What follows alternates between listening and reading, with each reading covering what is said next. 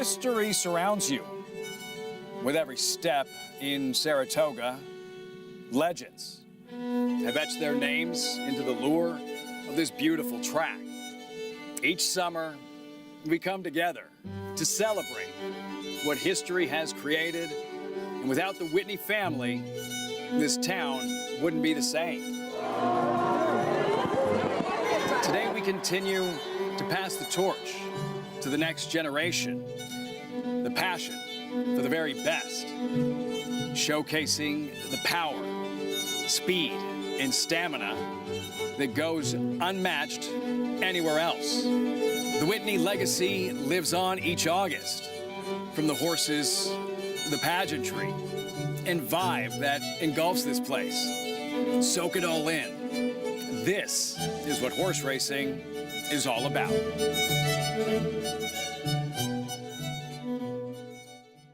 And they're off at Saratoga.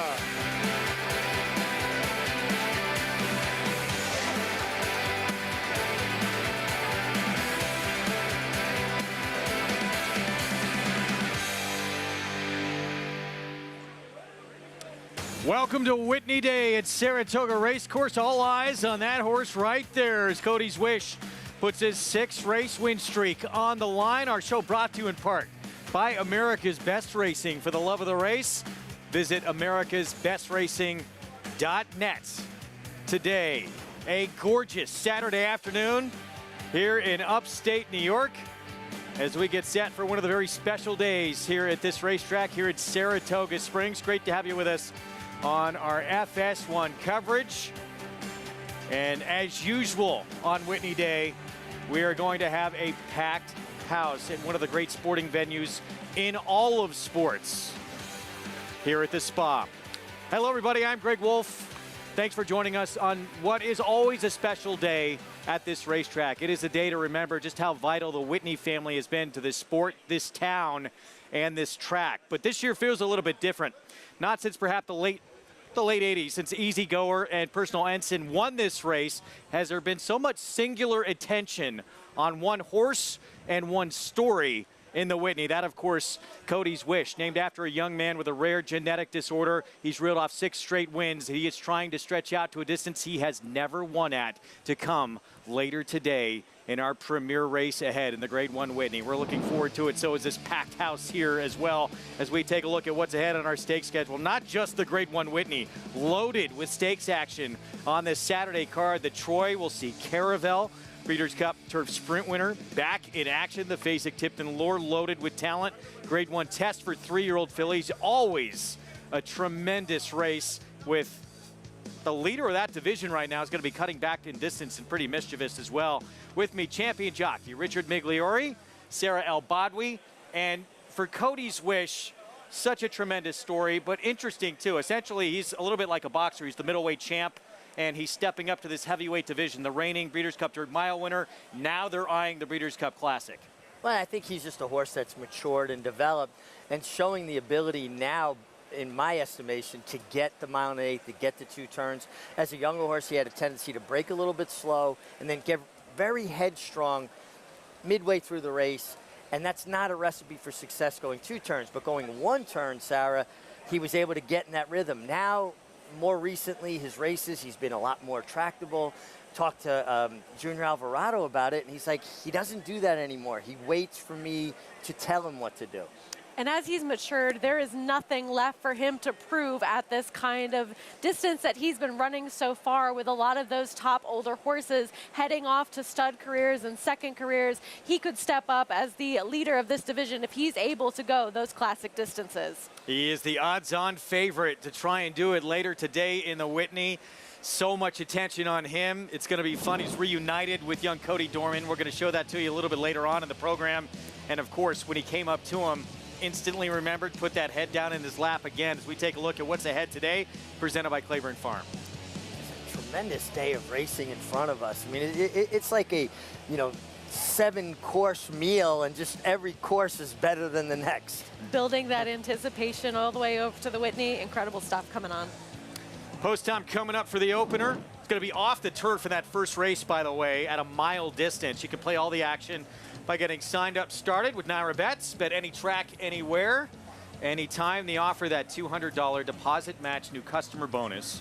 If you want to take advantage of that, that's how you do so. New members punch in spot 200, again at nairabets.com. Sun shining here for our opening race coming up on the card that has been taken off the turf. The 3, the 7 come out, and it's the 9 right now. Main track only runner for Chad Brown with Arad Ortiz Jr. on board, who is the favorite debuting here from that outside post for Klarovich Stable. Let's check in for the first time today with Maggie Wolfendale. Well, Greg, as you mentioned, with the rain that we got yesterday, it was a little over an inch that we saw come down over a 24-hour period. So off the turf here early, but later on we will be on for those stakes. The course is listed as yielding, and both rails on each course set at 18 feet. So really kind of pushing things out, conserving the inside paths for hopefully those rails to come down at some point. But taking a look at, whoa, fours are wild here. We'll start with Agate Road. Now you could interpret it as a negative that Todd Pletcher entered this horse on the turf, given the abundance of dirt pedigree. Obviously, Yellow Agate, a grade 1 winner as a 2-year-old. She's produced Gasoline, who was good going long. I like this horse. He's really well prepared. He has a lovely walk, beautiful frame, athletic. Was a little green with the pony, but that's really the only thing that he's done maybe to make me look a little sideways. But I really like what I'm seeing from him. Obviously, Todd well represented with a horse who has experience in number 8, Falfurious. Allied Attack, he may have been my pick if we were on the turf. He's gorgeous, and these Omaha beaches can run, but there's a ton of turf pedigree on the bottom. I'm really interested to see how he does here and kind of use that as a gauge to, do I want to bet him or take him next time out when he shows up on the turf? But there's a lot of class and ability with Allied Attack. We'll see if he can show it on the main track. Lone main track entrant is number 9, Trade Imbalance. He's your favorite. Can't blame anybody here. Well prepared, very fit, lands in the right spot. This is a horse that wants some distance to run over. He's got a long, scopy frame. He's the one to beat, but I'm going to take number 4 in here, Greg, Agate Road. Maggie, thanks. The only horse with a start under his belt, and it was on dirt. That's for Todd Pletcher, his other horse. Foul Furious, the 8, Flavian Pratt will ride. There is our now even money favorite, Trade Imbalance in the Silk Saklarovich Stables. Meets leading rider for trainer Chad Brown as we get set to kick off this Whitney Day card. Let's go upstairs. Frank Miramonti to get us started. Trade Imbalance goes in. They're in the gate.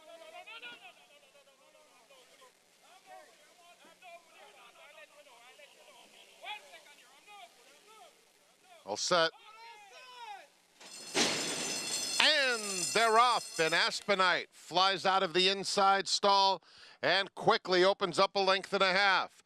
Legree is up close in the early stages, as is Allied Attack, who moves up to take second. Foul Furious a close-up for just a length and a half off the lead, and Trade Imbalance on the far outside. It's a gap of 6 back to Agate Road, who's a length in front of Drilling for Gold. Down the back stretch, and it's Aspenite in front, leading by a half length. Legree in between rivals, second, and Allied Attack outside of them. The quarter went in 24 seconds flat. Foul Furious tracking the trio down on the inside, and Trade Imbalance 5th, 4 lengths off the lead as they come to the half-mile pole. Another 6 or so back to Agate Road, and Drilling for Gold.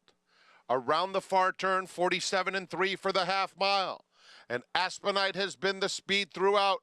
Legree moves to engage second. They've now pulled 3 clear. Allied Attack losing ground. Here's Trade Imbalance coming after the top pair, and Agate Road has surfaced with a quarter of a mile to go. Aspenite turns for home, just in front, Legree. 3 lengths back to Trade Imbalance, and Agate Road in the center gathering some nice momentum. They're a furlong from the finish, and it's Aspenite confronted by Trade Imbalance. Agate Road on the outside. Trade Imbalance will have to hold off Agate Road late, who decides to come inside of him, and he's coming with serious momentum. It's Trade Imbalance, Agate Road. Here's the line. Photo finish. Agate Road put his head down on the inside of Trade Imbalance. Those two in a close photo in the opener. It comes down to 2 first-timers for Todd Pletcher, Chad Brown, Agate Road, the 4, Trade Imbalance, the 9. Yeah, and this filly was, slow early, took kickback, angled out, was wide before angling back in. Now here's heads up and down on the wire. Oh! Wow, that's really close there. The outside horse got all the best of that bob. I know, it's a tight finish, but I mean, I was saying to you as the race is going on, she's making a run about the number 4 Agate Road, and I was like, she's making a real run. But I mean, these two horses really throwing it down in the later stages. I think it's close. I don't know. Outside, I think it's the outside. It looked like the 9 got all the best of that bob there. And what a run from Agate Road to be that far back, never changed leads. He lingered on that left lead, wide before angling back in. She ran too well to lose, and it was the 9. It was. All the bob. Yeah, absolutely. Just posted trade imbalance as we take another look down the stretch, and Agate Road, Luis Saez opting to go to the inside path here. It's a little bit of a surprising move here. He was out in the clear, but he was lingering on his left lead, and he just decided, okay, the leader's drifting out, I'm going to go towards the inside.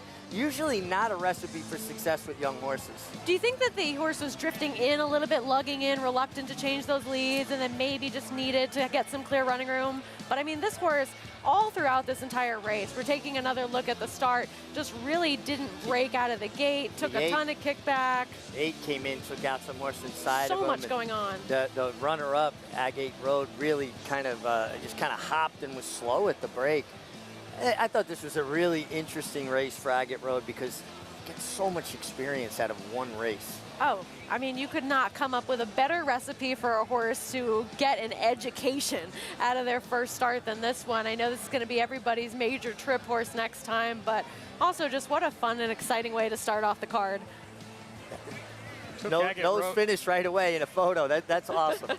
Between two barns that, coming in after year out, we expect them to battle for this training title. Obviously, Linda Rice leading the way right now, but the two most powerful barns there are in recent memory at this meet, throwing down to kick off this Whitney Day card. And that's one of the times as a rider, if you're Luis Saez on the runner-up, you probably feel like you got there because his body was a little bit in front of Irad Ortiz's body. But it doesn't matter. It matters where the horse's nose is when they break the plane of the wire, and he just got beat on a very tough bob. Yeah. Agate Road did not want to switch leads, did he? No, listen, Luis Saez is a terrific rider. I'm a big fan. One of the things that he doesn't do is help horses change leads. If you watch him ride, if they switch, it's on them. They do it. He rides horses to go forward. You'll never see him kind of shift his weight and try to throw a horse over to his right lead. Some riders just feel like it's up to the horse to do that, and other riders kind of take it upon themselves to help the horse do it. Yeah. Let's get into our ABR race of the week. It is a good one.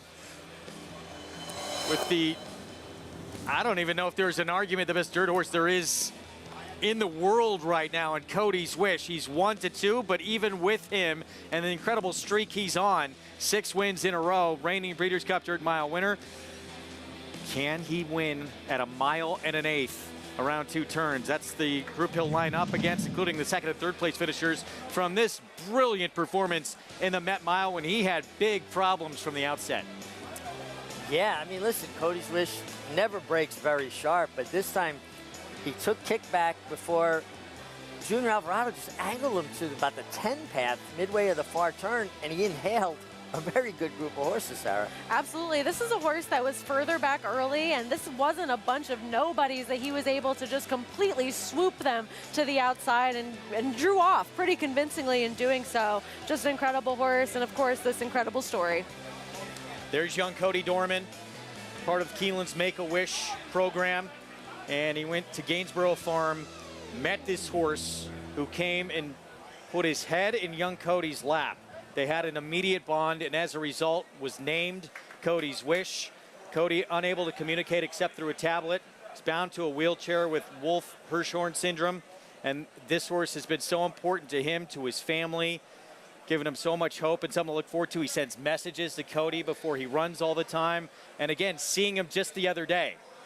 Cody again, Cody's Wish, knew exactly who this young man was, came up and bowed his head down to him. As a young horse, Cody's Wish did that before he was even named Cody's Wish. And that's not surprising. Young horses will be a little bit more gentle, a little kinder. It's as they get older and they get fitter and bigger and stronger, and he's a 5-year-old whole horse, that they can get tough. And the fact that he still responds to Cody Dorman the way he does and shows that sweet, gentle side, he puts his head down into his lap the way he does, I wouldn't believe it if I didn't see it. Because, you know, being around horses my whole life, Sarah, when they get older, racehorses are tough. Absolutely. He's a kitten there. It's incredible to just see the bond that they really, truly do have, and that story continuing on as Cody and Cody Dorman have both grown up a little bit. And sometimes you just don't need words for those moments like that. It's just so incredible to watch. Special connection, and it's been just probably the greatest story we've seen in this sport in many, many years. The run this horse has gone on with that connection with young Cody. We'll see if it can continue, going for his 7th straight victory coming up this afternoon. I mean, how can you not get romantic about horse racing with stories like this? I mean, it just, I absolutely love it. You'll see live coverage of the Grade 1 Whitney, part of our Fox Saratoga Saturday coverages later today. That begins at 3 Eastern. Arad Ortiz Jr. meets leading rider, teaming up with Chad Brown-Klarovich, and that's number 29 at the meet for Arad. Chad Brown came into today 2 back of Linda Rice to tie her for the meet's leading trainer. He's now 1 back. That's how close it was. Man, and that's just what I'm saying. If you're Luis Saez, your head's in front of Irad's head, but your horse's nose is in front of you, you know, at the wire. Just bobs, gosh, inches mean so much in this game. I know, just a small difference in which horse is taking the stride at the right time, and just what a way to start off the racing today, the whole card. Can't imagine a better scenario than that. Time for our Spendthrift Farm 2-year-old race of the day, home of North America's 4-time reigning champion General Sire into Mischief. 2-year-old maiden special weight. They're all trying to get that first win of their career. 6-furlong sprint coming up. As much as the Whitney is anticipated as one of the premier races in the sport for older horses, Whitney Week is revered in this town for what it represents. The Queen, Mary Lou, who believed in this track, this town, and what it could become at a time when its future was in jeopardy.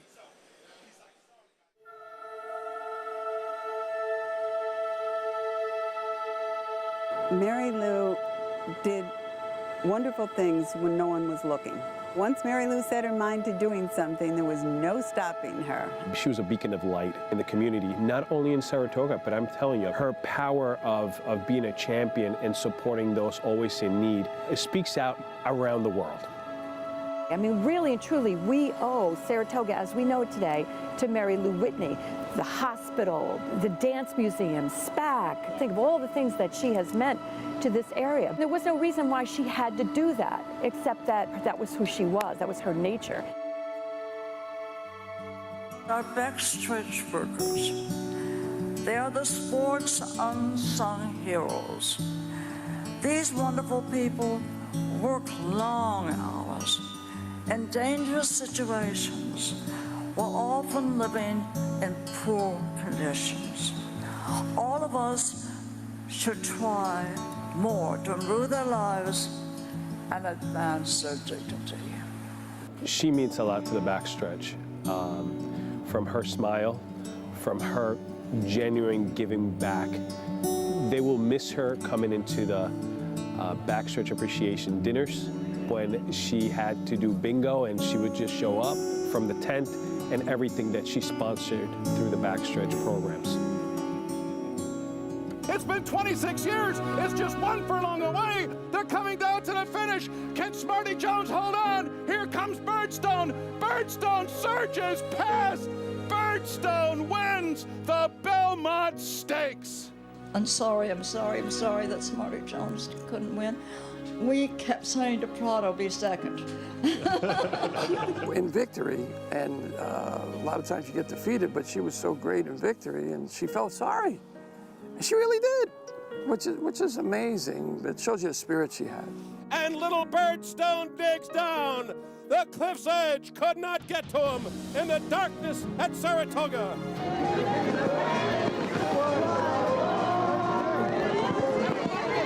She fought. I mean, that's a good example for everybody. Don't give up. She just kept at it. you know, and she never wavered. So great inspiration for all, especially me. The way she told everyone, these are our horses. It's our responsibility to take care of them, not just when they're racing, but afterward. I've never had a friend like Mary Lou before in my entire life, and I know I'll never have another friend like her. It didn't matter whether you were a millionaire or you were a guy walking down the street in sneakers, shorts, and a t-shirt. Everybody was a somebody to Mary Lou. Knowing these people and riding for them is an honor, a privilege, and something that I will never forget. I was very proud when I rode for the stable. It was to me like I conquered the mountain that I was trying to get up. Every once in a while, somebody comes along that makes a difference, and then somebody comes along that makes a huge difference. A tribute to her should last forever.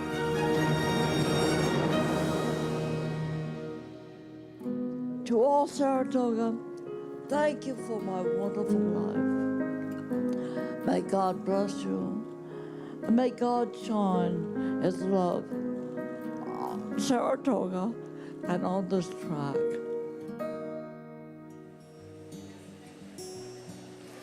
Mary Lou Whitney, she is Saratoga, the true queen of this town and this track. And it's hard to believe that there was a time when the future of this track was in jeopardy, but it truly was. And she stepped in, she saved it, and she made it greater than anyone ever thought it could become. She single-handedly made it in vogue, fashionable to spend time in Saratoga. And, you know, when I started coming to Saratoga, there were homes on Union Avenue, right in close proximity to the track, that were boarded up. And now look at how they've been refurbished. The town has come back to life. The vibrancy is here. And Mary Lou Whitney had so much to do with all of that. People that don't know, Saratoga was always given 40 racing days. They would defer 16 of those racing days to downstate, either Jamaica Racetrack or Aqueduct later on, to pay for the meet up here. Now Saratoga, the 40 days Saratoga, pays a lot for the meet the rest of the year downstate. I mean, it's really remarkable the way it's changed. It's incredible, and anytime you come here, it's like you still feel her presence at this track. All she has done for this city and for this very special historic racetrack. We're going to take a time out, talk about another incredible story right here. Melanie Giddings and her filly Maple Leaf Mel for the coach Bill Parcells. What a bond those two have. They'll be in the test later. The story next. A Grade 1 winner on both dirt and turf, War of Will became a classic winner with this victory in the Preakness Stakes. He added turf credentials to his resume with a determined victory in the Grade 1 Maker's Mark Mile. Now his progeny are bringing top dollar in the sales rate. 280,000 just way. Get it back, 191,000. 150,000, Nader Tomas, thank you. A dual surface classic winning son of Warfront, War of Will, standing at Claiborne Farm. RaceLens is the most in-depth product in horse racing with unique features found nowhere else. True odds, predictive analysis, and pace projection. RaceLens. It will change the way you follow horse racing and take your game to the next level.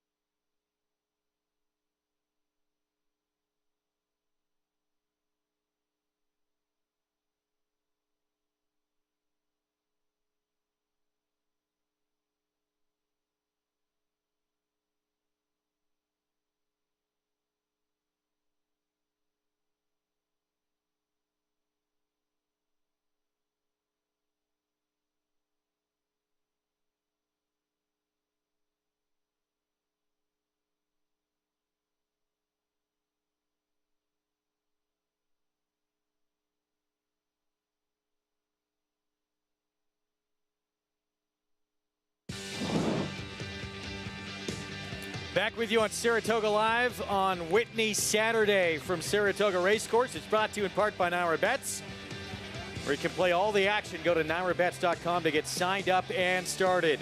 On any other day, this would be the main event, sort of co-main event today for 3-year-old fillies. Grade 1 test.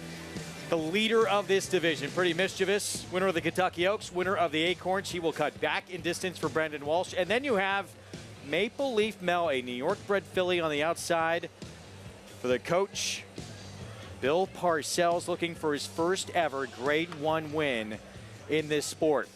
Much like the filly named after her in today's Grade 1 test stakes, who is an undefeated 5 for 5 going into today's action. Her trainer, Melanie Giddings, is a true fighter. A medical condition, though, completely changed her path, and it put her in the limelight with a very speedy and talented New York bred. This is Maple Leaf Mel, and I'm Melanie Giddings. Her personality is very quirky. As a 2-year-old, she just full of life. I mean, she squeals and jumps around, and you know, this year's is a lot different. She's a lot more laid back. She likes just hanging out with you in the stall, and she's a lot more lovable. She's spoiled, just a little bit. Every time she runs, she's showing how much she, you know, can change her tactics in the morning and how she's more relaxed. And I think she's finally, you know, at this stage of her life, figuring it out a little bit. It is Maple Leaf Mel, and she's going to stay undefeated. The New York bred has won all 5 of her starts. I don't ever have any expectations for her. She's exceeded them all already. She, you know, she's done a lot, 5 for 5, all different tracks. And, you know, there's been quite a few times she's still not the favorite, and I wouldn't trade her for any other horse in the race. I now have a Mel's stable, it seems like. We have Mel's Angel and Mel's baby sister, and I'm hoping that lightning strikes twice, I guess.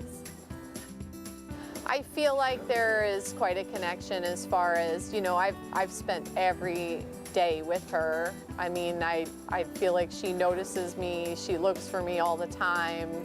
She does a lot for me, so I just expect myself to do a lot for her.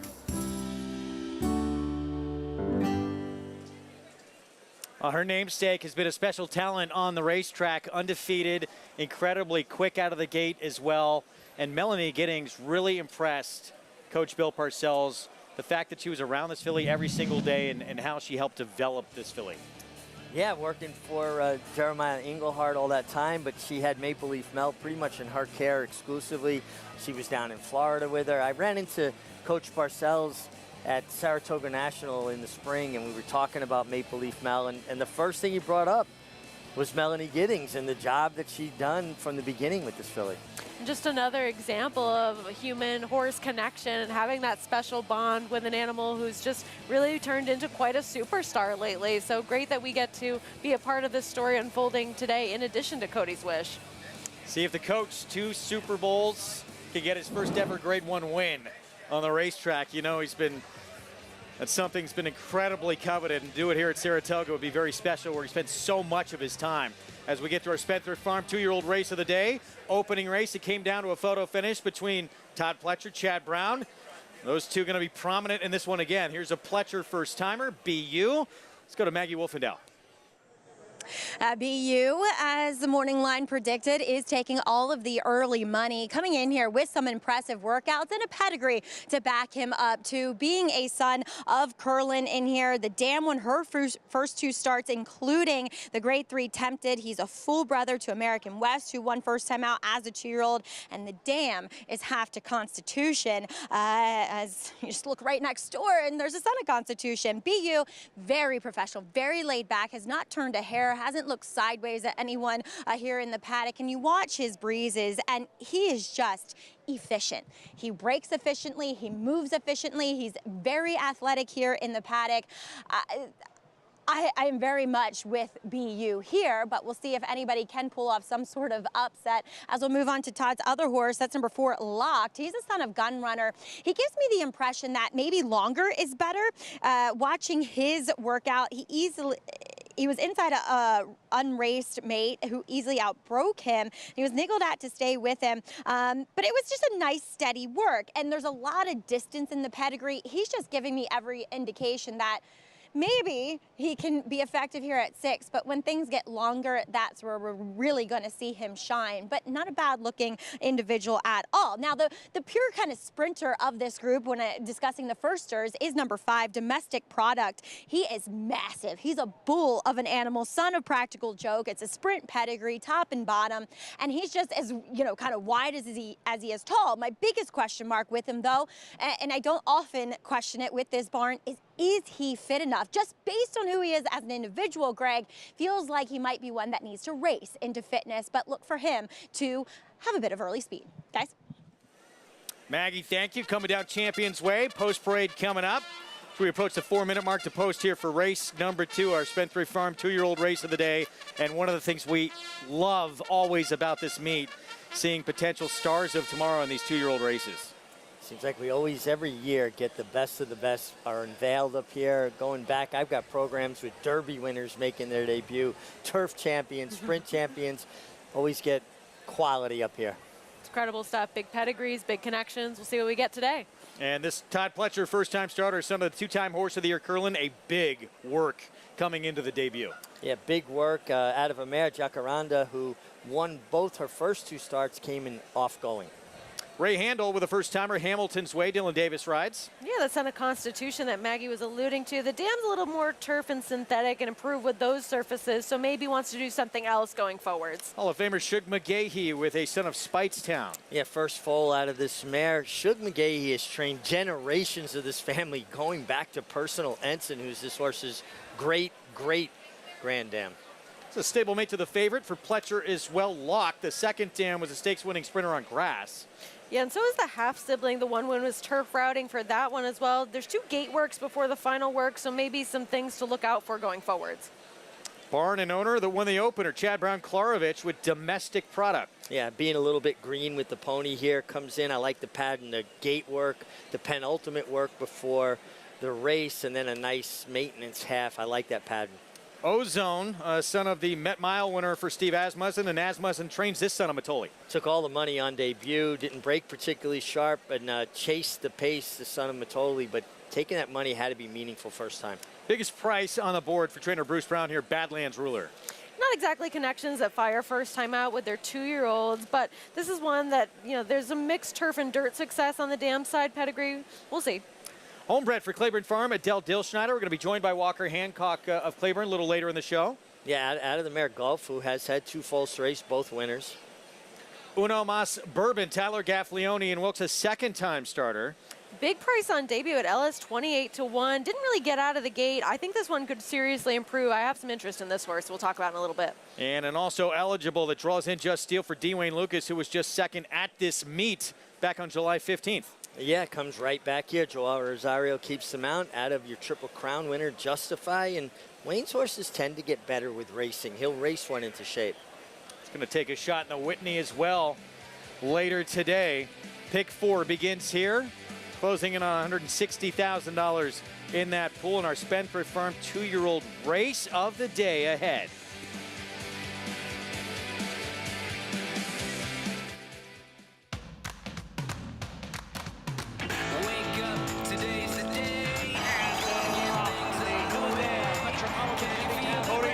Is making a big move on the outside, but it's Cody's Wish, and this beautiful racing story continues with this terrific racehorse. He has now won 6 in a row.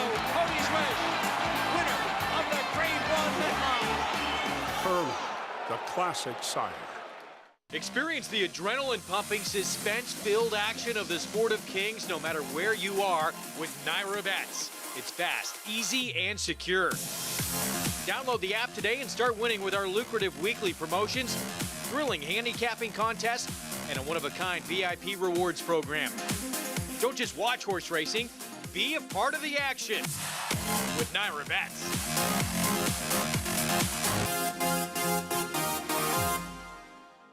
They say breed the best and hope for the best. Vekoma broke well on the outside and is But you don't expect to get speed like this. Is Vekoma the one to catch? Vekoma has a 5-length lead in this grade 1 quarter.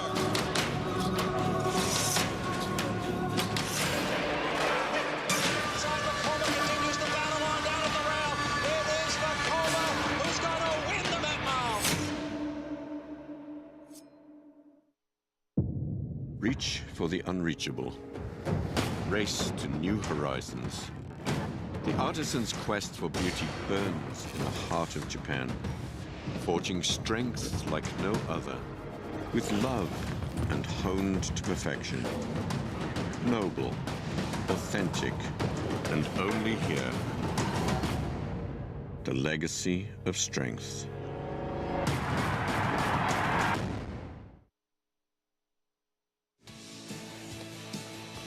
Back with you on our FS1 coverage of Whitney Day here at Saratoga Springs on Saratoga Live as we get set for our Spendthrift Farm 2-year-old race of the day.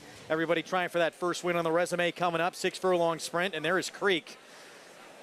Bill Mott, he'll send out Cody's Wish later today in the Whitney as the odds-on favorite. This is his first-time starter by Ghost Sapper. Junior Alvarado rides.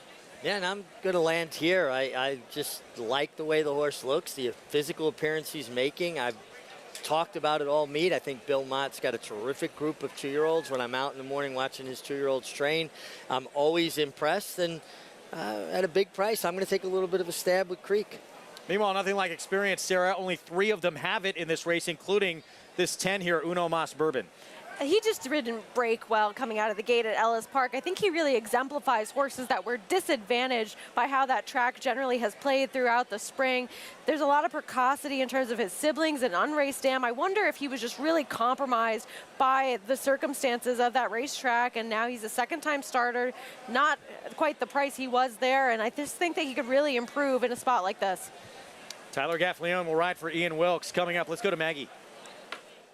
As we'll take a look at Uno Mas Bourbon out on the track. And now, I wish he would have taken more money in his debut to suggest that, you know, where there's smoke, there's fire, as we kind of saw that going back to a horse that came out of that race that would return to win up here by the name Seize the Gray for D. Wayne Lucas, and he upset a field back here on Jim Dandy Day. But this guy, he came in, he wanted to be a little bit coltish at first, but once he got out on track, he really settled into himself. As we see Tyler Gaffleone aboard, he'll add blinkers today, and Sarah talked about it. I thought he showed some ability, because not only did he didn't break well, he kind of rushed up, then he got checked going around the turn, and then he kind of stayed on whilst running in between / inside of horses, and that shows a tenacity that you want to see. So look for him to show more gate speed this time around. He's incredibly fit, and I just liked his warm-up more than what I saw from him back in the paddock as another one with experience that comes out of Ellis Park, and I think on a day where you may have wanted to be forward, that's number 7, Ozo. Market Street wired the field that day. I think he should be quicker, as Steve Asmussen's horses do tend to be. He's really solid and well developed behind the saddle. He was the one with experience that I like the most out here, so I'm going to land on him. But no doubt about it, I feel as though there might be a little bit of an edge to have the experience, but maybe BU is the next fastest racehorse in the world, Greg. Well, if he runs like he worked last time out, could make short order of this group. That was according to the workout reports, just a huge effort in the morning leading up to this start. Yeah, and you like to see that sharp gate work, especially against the rail. You hope he gets out of there cleanly and goes forward. The mare did win her first 2 starts, so there is precocity. And she won the Grade 3 Tempted as well. Pletcher, Arad Ortiz Jr. with BU from the inside.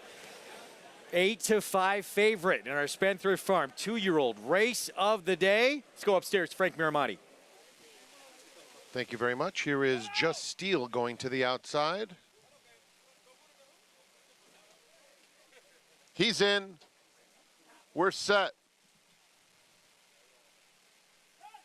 And they're off, and Ozone is the fastest and hustled for even more speed than he shows out of the gate. BU comes away in good order, and Just Steel is just outside of him, taking second. Then Badlands Ruler fourth and 3 lengths off the lead. Uno Mas Bourbon is next, a gap of 5 to Domestic Product, who's followed by Hamilton's Way. Outside of Hamilton's Way, Pentathlon is making headway between rivals. Creek is 3 deep and locked at the back through a quarter that went in 22 and 2/5 seconds. It's Ozone on the inside, Uno Mas Bourbon on the outside, battling it out with Just Steel. Just Steel now puts his head in front with a quarter of a mile to go. And just behind them, BU is looking for a seam and coming after the top pair as Just Steel drifts out at the top of the stretch. BU has a clear shot now, and he's coming swiftly and smartly. BU up to take the lead. Just Steel fighting him all the way to the wire as Ozone tires late. BU, Just Steel, BU, Just Steel, resilient, BU on the outside, Just Steel outran BU, and Locke came from last, and he was loaded late. Just Steel, Dwayne Lucas, outlasting the man who came up under him in a tough start to this card. 2 narrow defeats for Todd Pletcher. Yeah, Just Steel, third start, and having that foundation made a huge difference. He attended the pace, took the lead here, and looked like BU was just going to swoop on by Sarah, but Just Steel, he had other things to say about it. That experience, edge, and just he improved so much from his first start to his second start when he was defeated by Pirate. He said, not another Todd Pletcher first-time starter that's going to get by me from the rail. So he was one that I had a lot of interest in drawing into this field. I just feel as though that edge that he had with the races under his belt, able to get him to the winner's circle today. One more look, and when you saw this Pletcher first-timer BU come outside, get right up next to Just Steel, it looked like he was going to make quick work of him. Not at all. This horse digs in.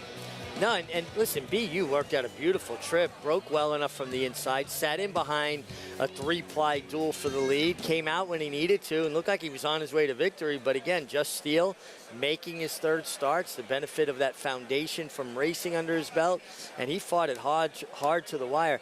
Love to see a head-on of the stretch at some point. It looked like the one BU kind of came down, got on top of the 11, Just Steel a little bit. Yeah, perhaps didn't make a difference in the eventual results of the race, but I think, you know, you have a lot of that greenness with 2-year-olds in general as they figure things out and shift ground, and there's a lot going on to possibly have them react to, but now that we're going to take a look at it, maybe we can see what happened there. All right, Meg, what are we watching here? All right, so you see Just Steel on the inside, the white blinkers, and BU, the one outside him, the orange and blue colors. He's trying to lug in on top of him. See Irad pull this crop through to the left hand. Every time he goes to let him run, he's drifting down further, closer to Just Steel. And I think this made Just Steel fight even more. Sometimes you're better off getting away as much as you can from a horse that you're challenging. Don't embolden them. Don't make them engage. But that's this day and age, and there's the legendary coach, Dwayne Lucas. That's what this game's sort of become now. Yeah, but I think it's a detriment. I think you hurt yourself. When you're going by horses, all horses are tired by the 8th pole.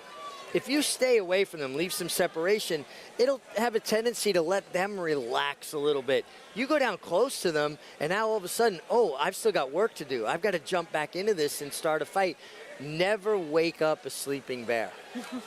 I will say, though, at least Irad was trying to correct the horse. Yeah, I know we talk a lot about his aggressive tactics in general, but I do feel as though this was a situation where he was, at least visually, making some attempt to keep that horse from lugging in that way. Very good point. Horse was trying to lug in, and he was trying to ride that tightrope. You're going forward and at the same time correcting them, but you don't want to slow them down. It's a very tough situation, but I do think that helped the 11, Just Steel, made him game. 87 years young, Dwayne Lucas, legendary Hall of Famer. He's going to have Last Samurai in the Grade 1 Whitney taking a swing against Cody's Wish later today. It's Dwayne Lucas over Todd Pletcher here in race 2. We'll be back.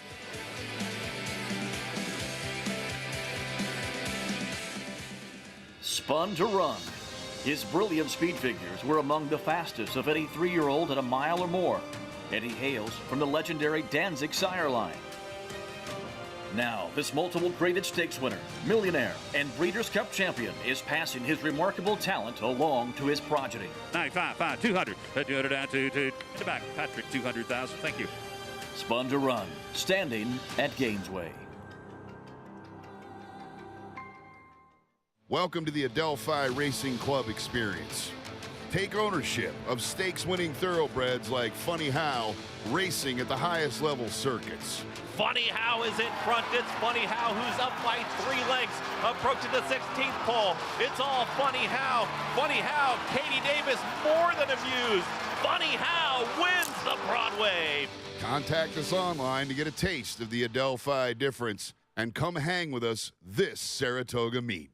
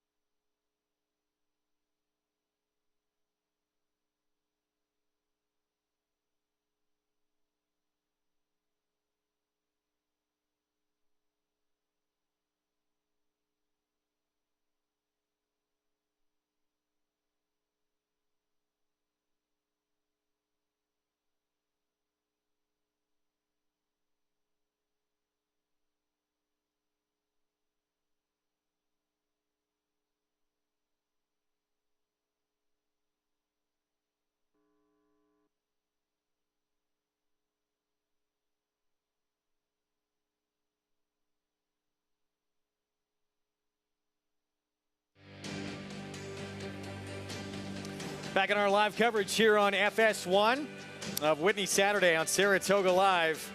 Another thriller here in race 2 and 2 narrow defeats for Hall of Fame trainer Todd Pletcher. It's his mentor here that gets the better of him with Just Steel, with Joel Rosario aboard. D. Wayne, of course, 2 Whitney wins in his career, 1990 Criminal Type, and with the Philly Ladies Secret back in 1986. We'll have another chance with Last Samurai later today. Let's go to Maggie. Thank you, Greg, and it's such a pleasure to be joined by Wayne Lucas here in the winner's circle. Just Steel Wayne ran very well in defeat behind a nice horse of Todd's last time out, but turned the tables today. Teacher in purple going down the line. You can't let the kids beat you. You got to get them out of there. They're awful tough. Todd's horse ran beautifully. I would have given an extra 1,000 for the post position. I love the post position, but then we ended up on the inside. And it wasn't that great. Well, it seemed like he had some fight in him. Yeah, I think, you know, he wears blinkers, and it took a little while for them to get together, but they were banging around a little bit in the stretch. I don't know that we wouldn't have got it anyhow, but I'm glad we didn't have that decision to make. It allowed you to grab some of the young fans, as you always do, and I like how you said you rolled up your program like you used to do when you were a coach. Yeah, this comes from the old coaching days. You know, get in the winner's circle. Yeah, hollering at the kids all the time. We're waving the program, and I forget I do it all the time. Hell, I can't even read it. Well, let's talk a little bit about your Whitney contender, Last Samurai. The argument's made that maybe he's a horse for course, loves Oaklawn Park, but how is he doing heading into this one? He's doing well. Now, this extra distance, I think, will probably help us a lot. I want to see Cody's Wish, who I have great respect for, see if he can get that extra distance and so forth. So I think it makes it a more interesting race than a lot of people think. If we can't win it, I'm going to be pulling for Cody's Wish. Thank you and everybody else, Coach. Such a pleasure to catch up with you. Congratulations with Just Steel. You have some nice 2-year-olds this year. Thank you. I think he's going to come around and be a good one. I love it. I love when the coach has confidence, guys. I don't know if anyone's had more confidence in a career than T. Wayne Lukas, and it has paid off for him. The man who coined "you got to be in it to win it" showed up for a lot of the big ones and won a lot of the big ones. His Last Samurai, this is a horse, couldn't have started off the year any better. We thought he was going to be a major player in this division. Yeah, listen, he was really good over the winter at Oaklawn and did everything asked of him. And now he's, this is a little different level. If Cody's Wish can translate his 1 mile or 1 turn form, I should say, to the 2 turns of the mile and 1/8 Whitney, this is the toughest test that he's faced so far. But Wayne Lukas is just amazing. I love his quotes. I love the way he revolutionized the game. And you think about the trainers that have come out of that barn. Obviously, Todd Pletcher, who just beat a nose, but Dallas Stewart, Kieran McLaughlin, Mark Hennig, Mike Maker. I'm leaving people out, I'm sure, but just an incredible group of horsemen. Oh, absolutely. And just what a career that he's had so far, and just the horses that he's also keeping at the highest level of performance still. I mean, we just had Secret Oath last year, so just incredible to see the kind of longevity his career has had. And one thing about him is he's not afraid to take a shot on the big stage. Again, we're going to see him with Last Samurai to come, taking a shot against Cody's Wish. He seems to think that 1 1/8 is going to help his horse. We don't know if it's going to help Cody's Wish. That's the big question coming up in the Whitney as we move on to race 3, 7 furlongs, $20,000 claiming race. 4-year-olds and up, and a lot of attention right now in Victorious Wave. Chris Engelhardt Farm, this one has won 2 of the last 3, has been favored each of the last 3 starts. We'll talk more about this field when we come back from a timeout. Still to come as well on this tremendous undercard. Middle jewel, this Turf Triple Series for the boys. And Far Bridge for Todd Pletcher. He has been sensational on the lawn. We'll go behind the scenes with his ownership group, Randy Scharf and LSU Stables, when we come back.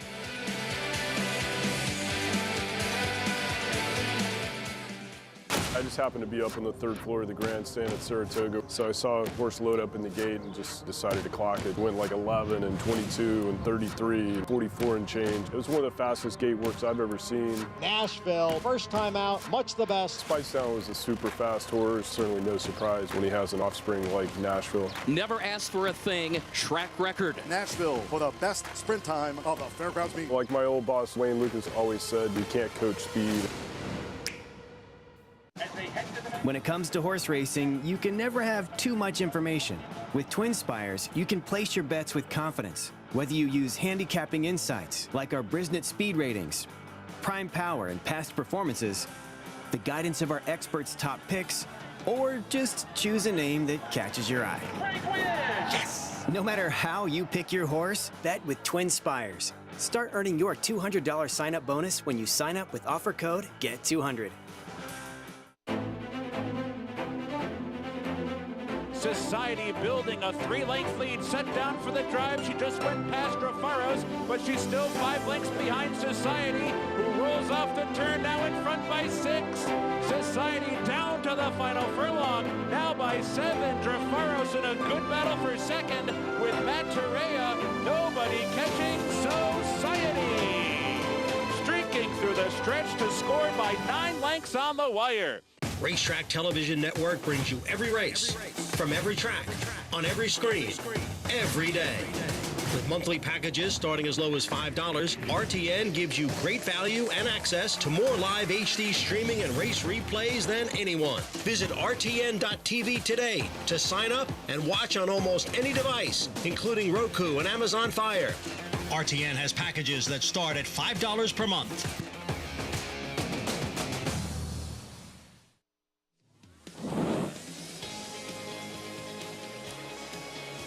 Back in our FS1 coverage of Whitney Saturday, and a little help making that Whitney flower blanket from Maggie Wolfendale and her little ones. Acacia Clement has been a regular helping out with these blankets. Usually they're made of all carnations, but this one made of all pink roses in honor of Mary Lou. That's fantastic, and you could just see how labor intensive it is, and how what a great job they do putting these blankets together. I wonder how they feel about the riders grabbing those flowers and throwing them up in the air after they've won the race. All the care that goes into it. Susan Garrett, by the way, puts all those together. Her family involved with a wishing well, and that was a favorite restaurant of Mary Lou Whitney. Incredible. Just so cool to have the tradition that we do here, and really the attention to detail in those blankets as well. I think maybe just a part of that tradition where the jockeys throw the flower petals, and I've kept a few in my office from certain important blankets, so it's just cool to see. Let's bring in Maggie Wolfendale. Maggie, how'd the kids do?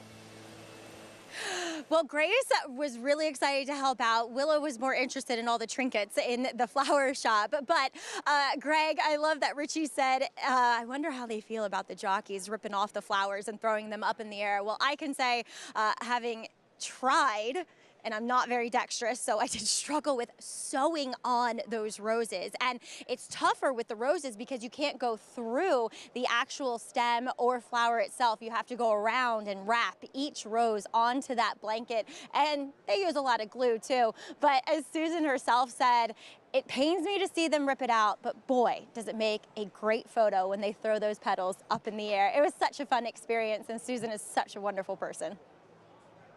Done a tremendous job putting those flower blankets together. But we did a feature on her a few years ago, and she's the one who sort of gave that idea to Naira. Why just do it for the big race? Let's do it. You have a lot of big races here. Let's do it for all the big races. Well, it's a great thing. I mean, she created business for herself, and I love the pageantry to it, the tradition of it. You know, as a rider, when you win a race that actually warrants a blanket of flowers over the horse's withers, you feel special, you feel important. I didn't have the thought or the presence of mind to reach and throw some flowers in the air. I was just probably overwhelmed that I had a blanket. Wrapped it around your shoulders, take it home with you. Yeah. Greg won Saratoga Derby Invitational still to come on this Saturday card as well. Mile and 3/16 on the turf. This middle jewel of this Turf Triple Series for the boys. And how good has Farbridge been? That victory in the Belmont Derby after a couple of very narrow defeats in graded stakes. Prior to that, trained by Todd Fletcher and owned by LSU Stables. From the very first time that Farbridge lined up in the starting gate, this horse showed immense talent on the turf. With that Belmont Derby already under the belt, try and keep that Turf Triple Series alive. Later on this afternoon, we go behind the scenes with Randy Sarf of LSU Stables to tell us what makes this horse so special. Yeah, right? You know you're going out there, and you know what you're going to do, right? You're the best, right? You know that, right? That's easy. Watch your kepi. You don't want to hit your head. The day Farbridge ran in the Belmont Derby, the morning of, I went to see him, and I spoke to him, and he looked at me, and he started going like this. And I said, "You ready today?" He started going like this.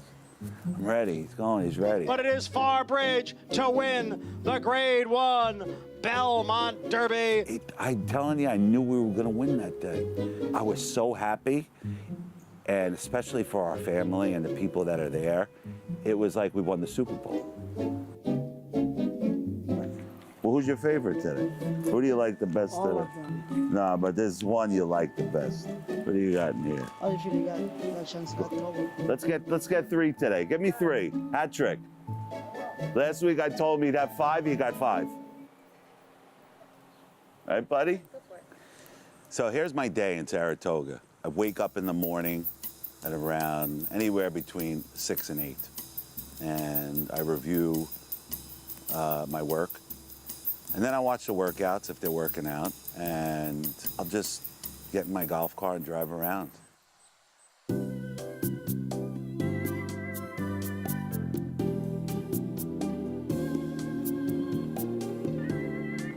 Here's the champ. Here's Jose.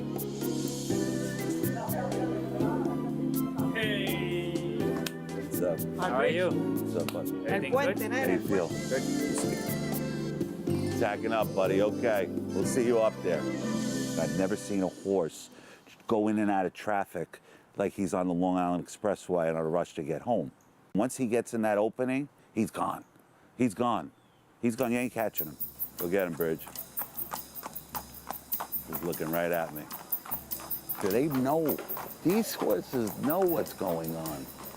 They know why that little guy's on top of them. Can't see that far. Up down the stretch. That's when he hears me.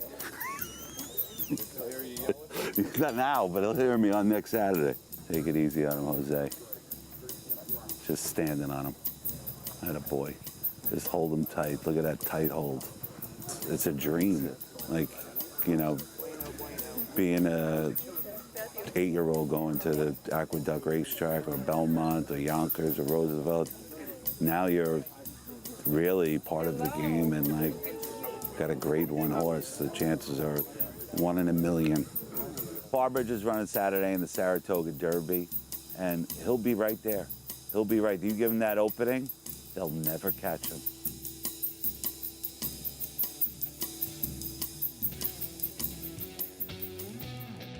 We heard these connections after that Belmont Derby win. I don't think anyone was louder the entire meet than they were with that victory in that Belmont Derby. They have a good one in Farbridge. Made a little tweak with this horse last time out and obviously paid off. Yeah, and he looks like a bit of a tricky horse to ride, Farbridge. He has a tendency to want to lug in. I thought Jose Ortiz gave him a brilliant ride last time, that kind of inside-out move. He's a horse that does seem to want to pass inside of horses in general and does seem like that quirky type to ride. And I was thinking while we were watching that feature, I need a pep talk like that in the morning just to get me motivated and ready to go like Farbridge is. You don't get that out of our production call in the morning? No. Wow. Neither do I. You need to come to our office with Paul LaDuca. These two guys, they'll get anybody fired up. That's what it is. Yeah, and we play baseball up there, too. Seems like you guys are having more fun. Oh, we have a good time up there, no question. Race 3, 7/8 of a mile. It's a $20,000 claiming race. And when we last touched on this one, Victorious Wave, the 8, who's still favored. The 1 to beat, 2 wins the last 3 starts, Mig. Yeah, I mean, listen, right away, the first thing I noticed, Victorious Wave, was that Finger Lakes win, and I tend to discount Finger Lakes' form coming this way, but the horse has really good form at Aqueduct as well, and that was the first start off of a freshening. Should be prepared well and well posted on the outside, going 7/8. Beat a horse, too, in New York named Z-Bear, who's going to be, I don't know how short, later in the race, taking off the turf for Linda Rice. Let's take a look at this horse in action. This is one, too, that he has the potential to be the lone speed in a spot like today's race because he was hounded the whole way around the racetrack in the early stages by a horse named Airport, who ultimately finishes 4th in this race, ends up getting picked up by Digital Future, but he's the one that did all of the dirty work early and still held on to finish a game 2nd in this race, whereas Ragtime Blues, he was more benefited by the flow of the race, whereas Victorious Wave was more against it. So I think you don't hold that against him too much. He comes back with a nice win over at Finger Lakes. I agree with you, Richie. I don't always look at that kind of form as the same as the NYRA circuit, but we know that he's run well here in the past, and I think he had some things against him and a legitimate excuse to back. This is not a Finger Lakes horse. I mean, this is a horse who's won and beat strong competition, including a horse named Z-Bear, who's a Linda Rice horse, who's come back and actually gone on to be pretty decent. We're going to see later in the card. Here's Ragtime Blues. Peter Walter just claimed this horse has been popular in the claim box. Very popular in the claim box. Was claimed for 32, drops down to 20, and should be forward, especially from the inside. Winning drive, 13-1 with Luis Saez. Second last time out at a big price for this level. He was just with the track that day when Print Track bore out because the extension blinker was off. I think he would need to step up a little bit to be competitive here.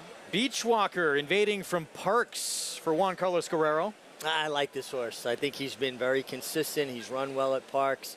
Even though he's never hit the board here in 2 tries in Saratoga, actually one of those efforts was very good. Rat Ortiz Jr. showing up for the Amirishis Shockley barn off the claim. Yeah, horse claimed off of David Jacobson. In good form there, has been running well. Glory Road, Jose Lezcano, he's been starting to heat up at the meet. This one leaves the Linda Rice barn, was really with the flow of the race last time as the pace came apart and he was making up some ground in the later stages. 3 in a row for this horse. Don't be late at 3 different tracks, including at Saratoga, July 19th.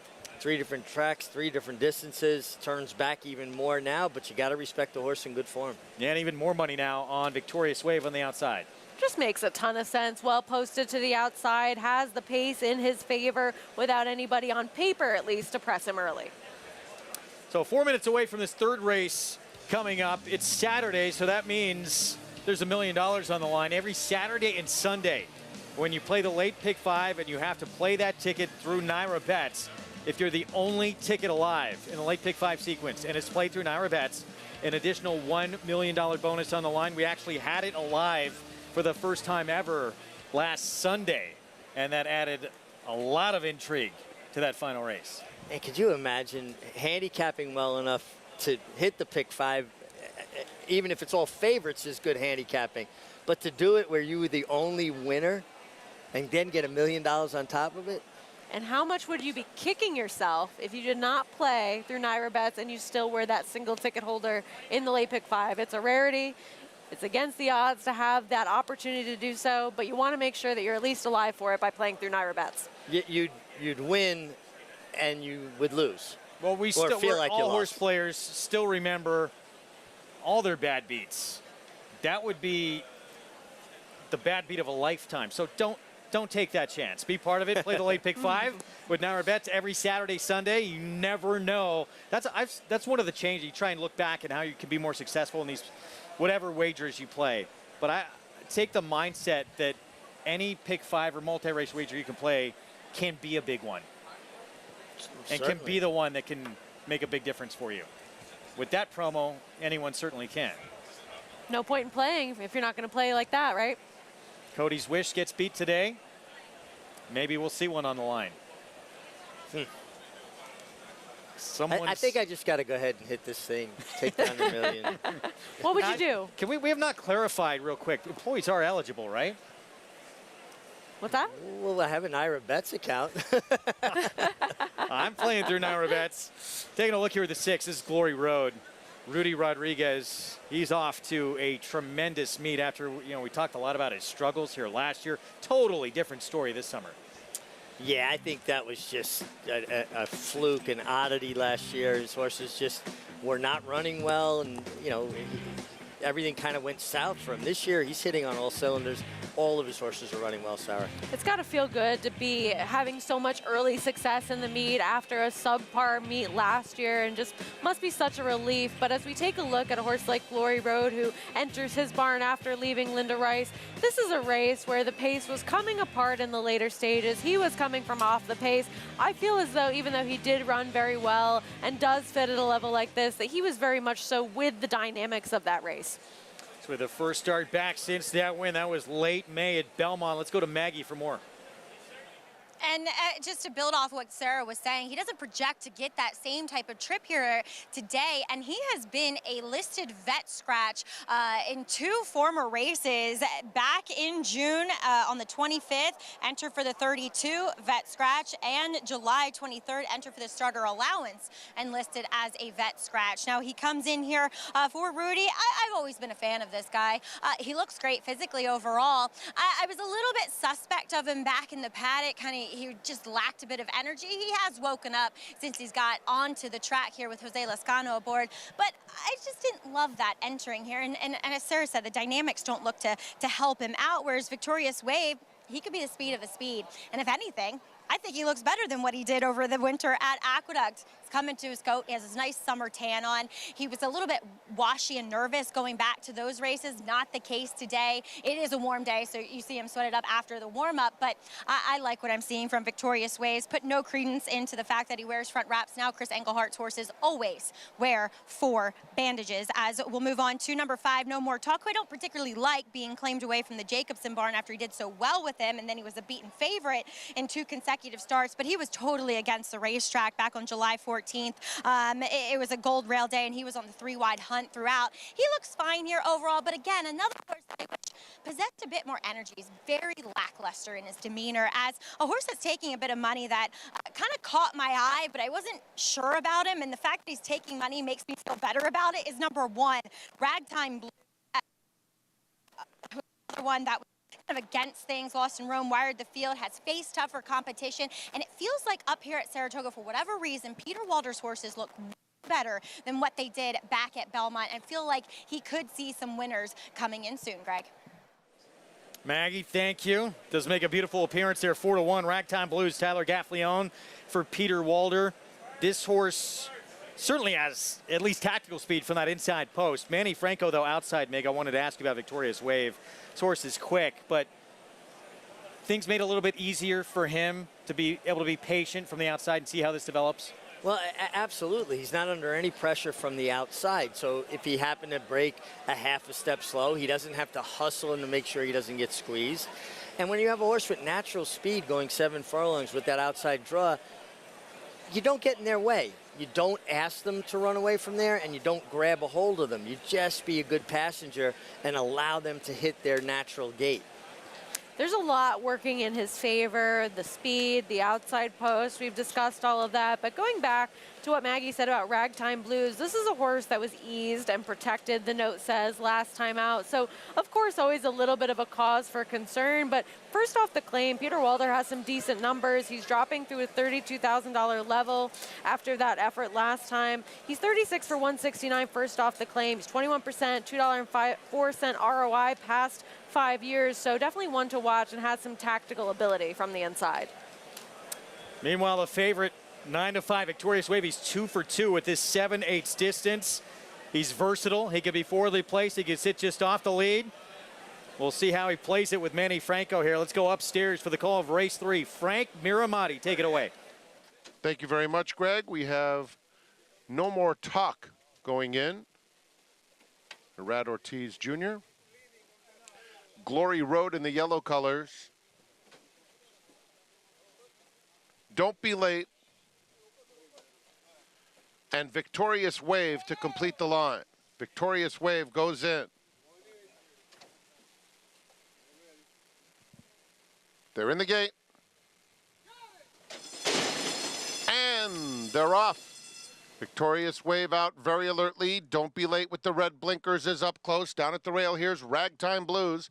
And Ragtime Blues will vie for the lead with Victorious Wave. Those two head and head. And just behind them, No More Talk is a close-up third in the blue silks. Don't Be Late now fourth. Beachwalker at the rail in fifth. Glory Road is 3 deep, about 4 lengths off the lead, and Winning Drive at the back of the field. The opening quarter went in 23 seconds flat. It's Ragtime Blues, Victorious Wave, 1-2. Beachwalker, No More Talk, right together, third and fourth. Don't Be Late, fifth, 4 lengths off the lead. Glory Road is widest of all, has 5 to make up, losing ground, passed by Winning Drive, who's hard-ridden down at the rail. They're coming toward the quarter pole. Victorious Wave and Beachwalker go on. The half went in 46 1/5 seconds. Victorious Wave has fended off the early bids. Beachwalker to his inside. No More Talk swings to the center of the track. And then it's Ragtime Blues as they come toward the 8th pole. Victorious Wave and Beachwalker. Beachwalker now a length back in second. It's 4 more to No More Talk and Ragtime Blues. A 16th to go, and Victorious Wave has put them away. Victorious Wave scores by 3 lengths. Beachwalker clearly second best, then No More Talk and Ragtime Blues. Horse and trainer Chris Engelhardt claimed, and now it's put in the winner's circle in back-to-back starts. Manny Franco aboard for the win with the favorite. And kind of just went the way we thought. I mean, he broke. Manny just sat quiet, allowed him to get in his rhythm. He put himself right up on the pace, but he was always cruising. He was always saving horse. A bold run along the inside by the 3 Beachwalker. Took advantage of that inside position. Jamie Torres, the apprentice, but no match for your winner, Sarah.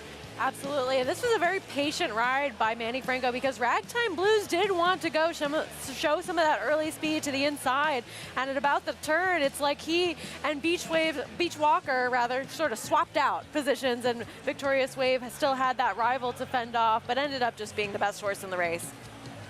8-5 favorite takes the third here, Manny Franco. Beachwalker, No More Talk, Ragtime Blues complete the superfecta here as we take another look down the stretch, and great example here of how cozy things can be being drawn outside. Yeah, it just allows a horse to get in a good rhythm. They breathe better, they move better, there's no panic in their stride, and Manny Franco was very confident, turned in, and then all of his ample strength on display here. He's such a strong finisher. Absolutely, just kept this horse together, bringing him home and able to get the win here, and just seemed like the best horse on paper, played out that way, but I mean, he did have to work for it a little bit. He had some pace challenge and just ended up being best horse in the race. We had Syracuse star, former New York Knick, John Wallace on the set. Earlier this week, he played in that Jockeys versus Horsemen game. He said Manny Franco So talented, he could probably get a 10-day contract in the NBA. That's how strong his basketball game is. He's an athlete. Everything he does well. He wanted to be a baseball player, wound up gravitating to racing. You know, he has the right size, the right build, and he's just an all-around good athlete. Absolutely. He's a rider that can be aggressive, too. We love to see that. 8-3-5-1 here in the third. It's the favorite with Manny Franco for Chris Engelhart. Still to come later today. 98th running of the first leg of the Triple Crown of harness racing for trotters. The Hamiltonian, the 98th edition. You'll see it live 4:38 Eastern. Later today, we'll have a preview when we come back. Grade 1 winner and track record setter Lee. Like their sire, his runners have excelled on both dirt and turf, including these standout performers. Poppy Flowers putting in a late burst here. They come for the finish. Here is Nagarok, who takes off. Nagarok will roll. Nagarok. Out of a Galileo mare, this dual surface star has sired juvenile stakes winners on both dirt and turf. Lee, standing at Claiborne Farm. Experience the adrenaline-pumping, suspense-filled action of the Sport of Kings no matter where you are with Naira Bets. It's fast, easy, and secure. Download the app today and start winning with our lucrative weekly promotions, thrilling handicapping contests, and a one-of-a-kind VIP rewards program. Don't just watch horse racing, be a part of the action with Naira Bets.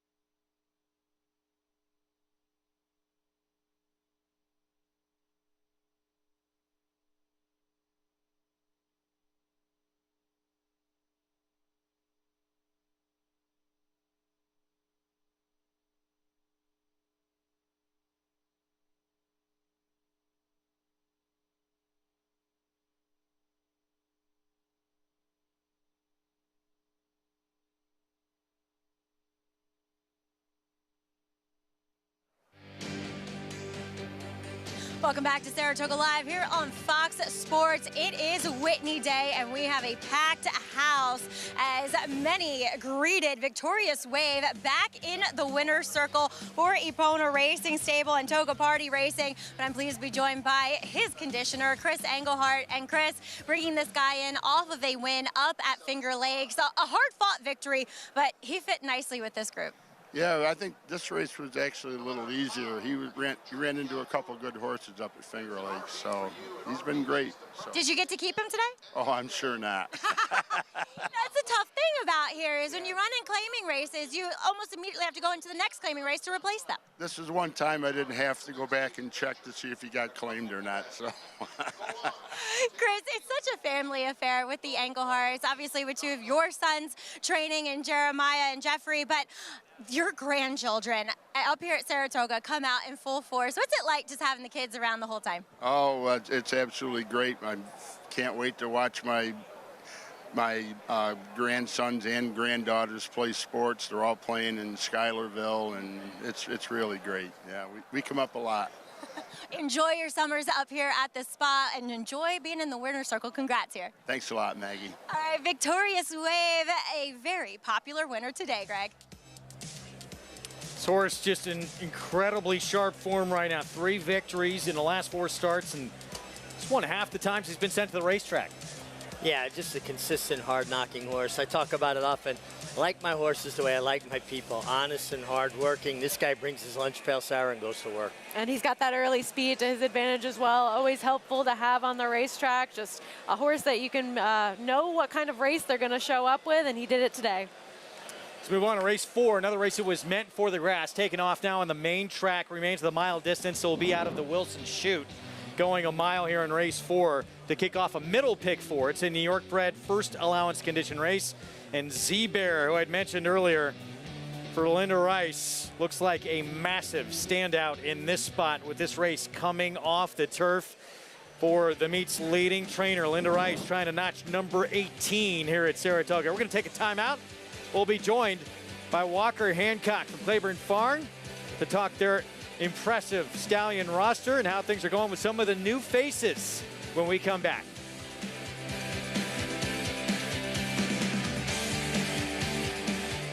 Introducing Gift Box, winner of the Grade 1 Santa Anita Handicap. He's a 3-time graded stakes winning millionaire with 4 triple-digit buyers and a 4 Ragazin to his name. He proved himself early as a graded stakes place 2-year-old, and now his career as a stallion is just getting started. From the first crop of the leading sire Twirling Candy out of a multiple graded stakes producing mare. Gift Box, only at Lane's End.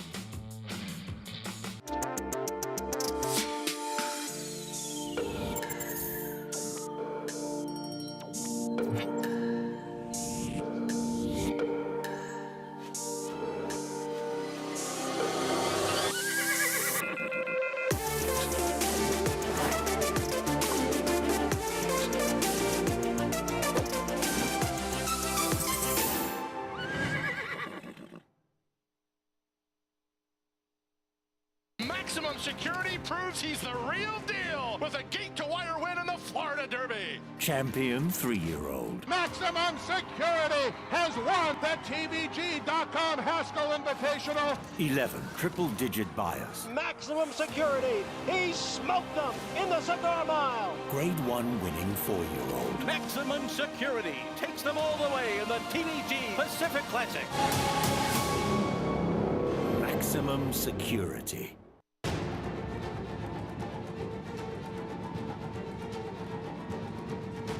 $500,000 in the back. Thank you. Oh, what a Preakness! It's National Treasure who gets the lead late. $1 million in the back. Thank you. Flight line, then full flight. Flight line, 20 lengths. Flight line and a jaw-dropping, awe-inspiring Raiders Cup Classic win. The 102nd Saratoga Sale, August 7th and 8th in Saratoga Springs, New York. Where will you be?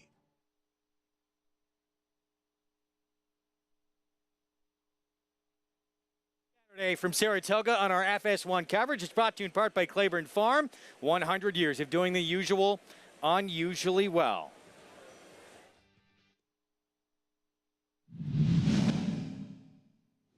Blame's getting closer now. He switched outside. The field turns for home with Quality Road to catch. Top of the stretch. Quality Road leads by a length and a half. Musket Man is second. Here comes Blame with that stretch run of his on the outside. Blame is coming hard at Quality Road. Quality Road is digging down deep. Blame is coming at him with a menacing run. Quality Road and Blame, a photo finish that Blame got. What a performance in a very special year for the homebred for Claiborne Farm and Adele Dilschneider. Blame, who of course would go on to win one of the great Breeders' Cup Classics we have ever had contested, handing Zenyatta the first ever defeat of her career. Joining us on set, the president of Claiborne Farm, Walker Hancock. Always great to get a chance to catch up with you. Glad to be here. Thanks for having me on. Getting a chance to see that, I mean, it must never get old. What does that conjure up for you? It was a great day. It brings back great memories. Whenever I'm having a bad day, I might throw that race on just to remember the good times and how fun it was that afternoon. You have such an important job in an industry that's constantly changing. You have to stay at the forefront of who might be that next hot sire. What attracts you most to a horse that makes you think that's a horse that I want at Claiborne Farm? Well, I mean, obviously race record, Grade 1 winners, like Blame himself. Great pedigree, needs to have some speed, and form at 2 years at 2 also seems to help. So seems to be a good recipe for success. It's also a little bit unusual right now. You're standing 2 horses, War of Will and Catholic Boy, who are Grade 1 winners on turf and dirt. That's unusual for stallions. Usually they're more specialized. It is, and with those 2, we thought we could give breeders like more flexibility with what mares they might have. And if you wanted to breed for turf or dirt or turf, you could go to either one. If you wanted to breed to dirt, you could go to either one. So it provides a lot of flexibility and opportunity. War of Will, of course, that huge breakthrough performance, winning that middle jewel, the Triple Crown and the Preakness. Then we saw him win a Grade 1 on turf as well. What's he been like at the farm? He's been great. His foals, I tell people they look just like Warfront, just probably a little bigger, more stretch and leg, which if you want to knock Warfront, that's probably sometimes you can get a little smaller type ear horse. But these War of Wills look like kind of, maybe like a classic kind of horse. Beautiful individuals, all bay with usually some white on them, and they're really, really attractive horses. And we're going to be seeing some War of Wills of the future coming up across the street here next week, right? Yep, we will. He has 3 in the select sale and 3 more in the New York bred sale. So there's some nice ones over there, and I think we'll get off to a good start to his yearling sale season.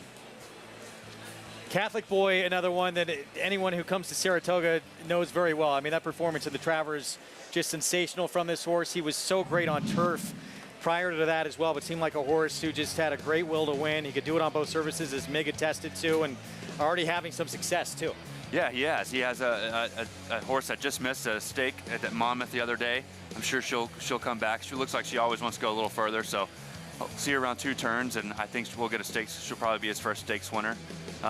You know, he was a multiple Grade 1 winner at 3, so I just hope people give him a little time. They're probably not going to be maybe the best at 2, but early signs are very positive. He has a lot of second, third, so those horses come back, which I'm sure they will. We'll see some more winners. And particularly a horse like him that excelled at classic distance like the 1.25 miles, people shouldn't rush to judgment if his babies aren't winning at 5 furlongs right away. Exactly. I mean, they don't even ride a dirt race right now further than 3/4. So, you know, I think that's why you see a lot of them on the turf so far, because they do have mile 2-turn route races right now on the grass. But I think he'll probably get either one. So, we'll see.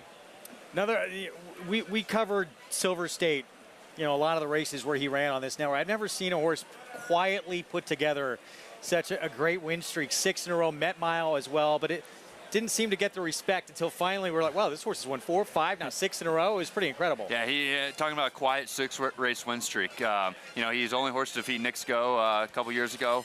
Talking about some really good-looking babies. I've never had more people tell me that they have nice Silver State foal. Oh, yeah, like one of our stallions' first-year foals like I have with the Silver States. So they'll be hitting the market in November, and I think we'll see what the market thinks of them. Hopefully there are highs on them as we are. Walker, you know, I've been to the farm to visit, and you guys were so great. Just rolled out the red carpet, got to see all the stallions, the horse cemeteries, hallowed ground secretary there, and so many other greats. What's it like to be in that position where you're part of this history that is just such a vaunted history of Claymore? Yeah, it is. I mean, it's very special to be a part of. I'm trying to carry on the legacy and the tradition.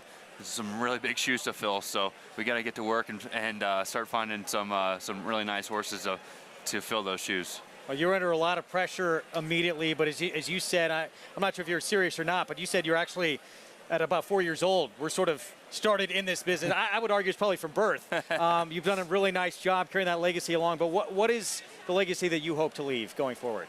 Better than I found it, which is very tough. Going to be very tough to do, but you know, I just hope that I can continue the success that my grandfather and great-grandfather have had, and my father as well. So if I can do that, and we're still hopefully at the top of the business, and or at the top of the business, I feel like that would be a success. And I know it's your grandfather, I believe, who coined that phrase that we say all the time here on this program. What does that mean? It's just doing the little things right. I mean, it's you know, we have great clients, we have a great farm manager, we have great employees. They do a great job. It's just taking care of the horses, putting them first, just doing the little things right, and let the other things take care of themselves. We should probably start each of our production calls with that for each show, because it makes a huge difference. We can't not ask you about Warfront, who's just been so sensational. How's he doing? Great. He had another really impressive debut winner at Del Mar yesterday for Ramona and Perry Bass and Everett Dobson, which was a great thrill. We raced that filly, and I think she'll be finding herself in stakes company next time out. And you know, he just continues to do it. It's amazing. He's been so good to us, and now hopefully, you know, Silver State or War of Will, one of his grandsons, will carry on his legacy. How often do you get to spend here at Saratoga? I usually come up for about 2 weeks around the sales. It's a great time to be here. It's basically Lexington migrates to upstate New York, but on a day like today, it's perfect. You know, low 80s, low humidity. It's a great day of racing, so a lot of fun. We always love having you on the set, and we can't thank you enough for being a sponsor of our program, and big reason why we're able to bring this show to everyone nationally, you know, almost on a daily basis. So we appreciate your support. Well, you guys do a great job, and we're proud to be supporters. Thank you so much. Thank Walker you. Hancock doing a tremendous job. President, fourth generation of that Hancock family to run Claiborne, taking them into the future as well with some outstanding new stallions, including War of Will and Catholic Boy. We're going to take a timeout. We'll be back. More coming up. Riders up for this fourth. Actually, we're going to stay with you here. This race meant for the turf coming off. And 1-2 favoritism on Z-Bear for Linda Rice. Let's go upstairs to Frank Miramati. Ladies and gentlemen, joining us from the Saratoga paddock are several local breast cancer survivors for a ceremonial call of Riders Up for today's fourth race, which is named in honor of To Life. Here to lead the call of Riders Up is Deborah Ronaldo, volunteer with To Life, a Capital Region nonprofit organization which provides support services and resources to breast cancer patients and their families. Ladies, take it away. Riders Up!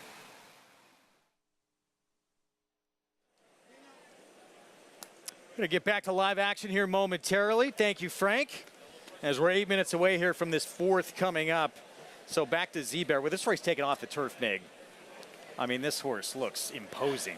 He just has better dirt form than anybody else. I really don't know where would you go for an alternative? Maybe the 7 Shared Success, who ran extremely well last time at Finger Lakes, but how's that going to stack up here? Yeah. Did it at 1.70 though, and you know, for Z-Bear, this horse has to prove that he can go beyond 6.5 furlongs.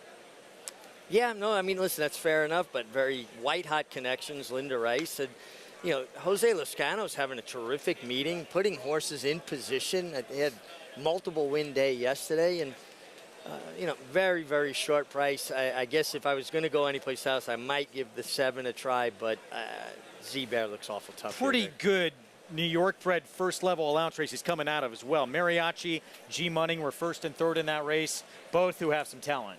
Yeah, Mariachi is really good. Dan Fuski Island a time before, he was well beaten there, but that's another horse that's been in great form.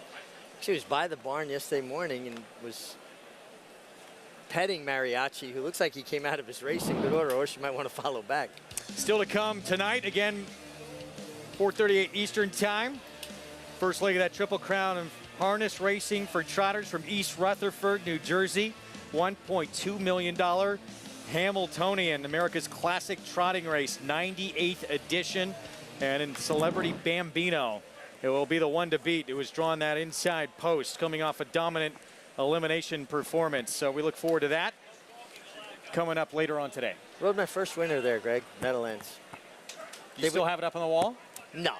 I don't even know where that picture is. You but need to find that. Honestly, like, you know, they would just switch the surfaces, take off the cushion, put down the cinder for the harness horses, and put the cushion back for the flat horses. What I didn't like was they have a teletimer there for the harness drivers so they don't go too slow.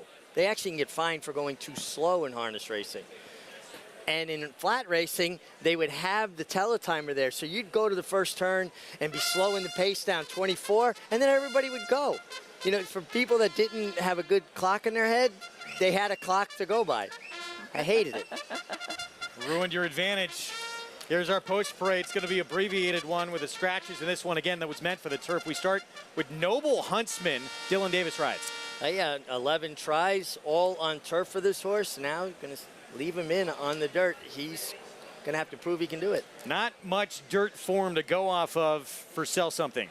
Though I will say this is a horse that has won off the turf race here, going a mile, and actually ran third with some compromising at the start, so perhaps sneaky to use underneath at a price. Give me the money. See if this one's forwardly placed. Man, you said it like a loan shark there. Give me the money. The horse well beaten last time by Shared Success, a long way. Not as fancied as the other Finger Lakes shipper. And here's Shared Success. Yeah, a 10-plus length win at a mile 70 at Finger Lakes last start. Got good races, good enough, and if you're looking for an alternative, he's the only alternative I could come up with. And now the overwhelming favorite. He's going to be a shorter price, it looks like, than Cody's Wish later in the Whitney, 1-5. Yeah, first time going this far, so there is some question there, but ability-wise, he looks like he lays over this field. Linda Rice still clutching on to that lead for the trainer's title. We're still a couple days shy of the halfway point of this meet, but a sensational first half of this meet that you just have to think, when is it going to stop, and when is Linda Rice going to run out of gas? 4 consecutive meet titles on the NYRA circuit, and now leading the way here again at Saratoga. Yeah, I mean, inevitably with all trainers, there's usually a lull at some point. Horses run out of conditions, horses get tired, they run out of ammunition, but I do think the difference is Linda Rice claimed so many horses in Kentucky that she had a whole group of fresh horses waiting in the wings. I agree. I really feel as though she stocked up before coming to this meet because she was sort of waiting to be able to find a spot for a lot of those horses that she took from Churchill and from Ellis as well. So I think that while we have seen a lot of members of her barn come out firing, I think there's a lot more waiting in the wings ready to go. What about pace-wise in this race, too? The 1-5 favorite, obviously last time out, was forward on the front end early in a race that was meant for dirt. But can someone like Jackie Davis on Gimme the Money the 5 show some pace pressure in here? Well, this is a horse that has shown sprint speed at times. Last time they chose to rate and try to follow. That's not a recipe for success with horses stretching out. I think if they've got any chance at all, the 5 Gimme the Money has to flash speed.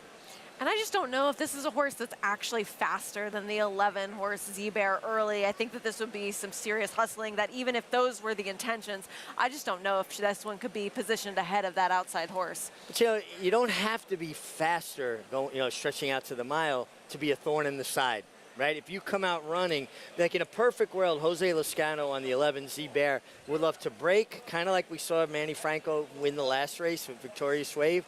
Put his hands down and allow his horse to get to the lead the right way. If you've got someone send inside of you, you run the risk of maybe setting your horse off, making them a little bit keen. So I agree with you. I think Z-Bear is the most naturally fast horse in the race. That being said, you don't want to set him off because that last quarter of a mile could show up on him. There he is, 1-5 favorite for the trainer leading the way here, although it's getting a little bit tighter, especially after that first race today when Chad Brown collected his 16th victory. We all expected Chad Brown, each and every year we do, and Todd Pletcher to be right there battling it out. But Linda Rice throwing a wrench in things for those two right now. Yeah, got off to that fast start, has horses that are, fitting the races that she needs to go. Condition book can be a trainer's best friend. And Todd Pletcher's had several tough beats over the last 48 hours. Last 48 minutes. Yeah. 2 narrow defeats in the first 2 races of the day. Bill Mott, by the way, he was asked about, we talk about this being maybe the most powerful barn he's ever had. Not worried about winning a trainer's title here anymore. He's been there, he's done that. He's more concerned about winning the big ones, and he has seemingly all the ammunition to win the ones that matter most. Yeah, I mean, it's nice to be leading trainer, but at what sacrifice? When you're developing young horses, you just want to see them develop horses that are going to compete in your grade 1 type races. We saw Acacia Clement helping put together that flower blanket for the Whitney earlier on the program. She joins us live now for the first time today. Hi, Acacia. Hey, Greg. That was so much fun this morning. I really enjoyed getting a chance to go pretty much every week to hang out with Susan and the team and be part of those amazing flower blankets, and happy Whitney to everybody. This morning, actually, before first post, I saw a couple get engaged outside of the Mary Lou Whitney entrance outside the clubhouse. So love is in the air. Everybody's excited for the day, which is so much fun to see. But taking a look at your 1-5 favorite here, he just makes the most sense. Z-Bear for Linda Rice does have that dirt form. Now he is stretching out in distance today to try and navigate the mile, and I saw him 2 back and had noted that he just, especially for the barn where Linda Rice's horses typically carry a lot of good condition, he just looked a little light. He wasn't carrying his weight that well, and he ran behind Mariachi last time, who I think is very talented and has a big future in front of him for John Kimmel. And seeing him today, he has definitely done well, filled out, which is what I was hoping to see. He has some size and scope, as you can even see as he's next to his lead pony, so I'm not too concerned about the distance, and his dirt form does make sense. Now the 7 Shared Success, won by open lengths last time at Finger Lakes, the New York bred did. This one, we know that distance is not going to be a problem for him. The fact that he has that good foundation underneath of him, plenty more races, and that's definitely what he has over Z-Bear. Just on the track, I just much preferred your favorite, unfortunately, at a short price, Greg. Now, you're in agreement with just about everybody else at this racetrack. 1-5 favorite. This could be the shortest price favorite, maybe one of the shortest price favorites of the meet here. And it's because, obviously, the surface switched. It changed things a lot. Those that remain in the race outside of this main track only don't have much dirt form. No, they don't. I wound up picking the 7 because I said, well, I'll take a chance if the 11 doesn't quite stay the mile. He's the most likely upsetter. You're getting 4-1. I don't have any false illusions, Sarah. The Z-Bear is going to be very tough to beat here. And of course, there's always that principle that you don't want to take horses at a short price that are doing something new for the first time. But just in terms of who this horse has faced in the past, the Beyer speed figures that he's run on the dirt so far, and just how well the Linda Rice barn is going, it being the outside horse with some early speed, there's just a lot working in his favor if he runs his race. And if he doesn't, I think that middle pick 4 is going to pay pretty well. And Meg, how would you approach this as you look at this tremendous crowd on hand? It's just, it is amazing to see how packed it is and the electricity on site here. You only get it at Saratoga. But to some point, you're on the best horse. Just take it to him and run away with this thing. By the other token, you've never gone a mile. This horse, obviously, 6 starts now. They don't believe he can go much longer than that. They would have tried it, you would think, by this point.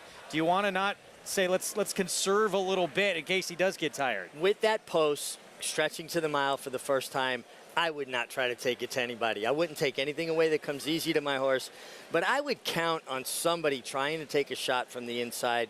Most likely that would be the 5, Gimme the Money. And you're not going to be far away. If that horse doesn't go, you gallop to the lead. Your horse is more settled, more relaxed. You do have to be concerned going the mile for the first time. You don't want to just use your horse up entirely and be on fumes by the quarter pole. See how it plays out. Jose Lezcano will be aboard from that outside post. Z-Bear, heavy favorite for the meet's leading trader, Linda Rice. Let's go to Frank Miramati for the call. Thank you very much, Greg. Moving in for race number 4. And the last one is Z-Bear. 2-5 in the final stages of wagering. They're in the gate. And they're off. And Z-Bear breaks alertly, but it is Shared Success who goes out to take the early lead. So it's Shared Success in front of length and a half. Z-Bear is second. They're followed by Sell Something and Gimme the Money right together. Noble Huntsman is at the back of the field. They make their way onto the backstretch, and it's Shared Success with a relatively easy lead as Z-Bear now moves to challenge and quicken that tempo after they won a quarter in 25 seconds flat. Z-Bear on the outside, Shared Success at the rail, racing together as one. Sell Something is 3 lengths back in third. Gimme the Money, losing ground, passed at the rail by Noble Huntsman. They move into the far turn, and it's Shared Success and Z-Bear. Now it's 5 lengths back. Sell Something asked for a bit more. The half went in 47 4/5 seconds, and the heavy favorite Z-Bear goes on with it now. Z-Bear opens up a length and a half. Shared Success in second. Here's Noble Huntsman, and Noble Huntsman angling out as they come toward the quarter pole, coming after Z-Bear. Z-Bear has some distance questions to answer at the top of the stretch, and Noble Huntsman is in hot pursuit. 6 furlongs in 1:12 4, and Z-Bear has something left. Noble Huntsman has flattened out. On the outside, Shared Success is down at the rail. It's all Z-Bear. Z-Bear overwhelmed the competition and will air it out. Z-Bear wins by 7 easy lengths. Noble Huntsman second, then Shared Success and Sell Something. 1-5 favorite. Z-Bear going extremely wide around that turn, but picks up the win here first time in a mile. Yeah, he indulged Shared Success a little bit of the way Z-Bear with Jose Lezcano. Around the far turn, went on a little bit, and put Shared Success in slightly tight, nothing terrible. Race riding, he steadied out of there, and now he angled out sharply, turning for home, made him steady again and go back to the inside. And not a great trip for Shared Success. Z-Bear much the best, and Noble Huntsman round out your exacta. Maybe a little bit of a moment of anxiety on the turn, thinking he got a little bit tired, but then just found a second wind and really kicked away from this field, and things just played out in real time as they kind of looked on paper. And listen, I think Z-Bear was obviously best. He got the mile today.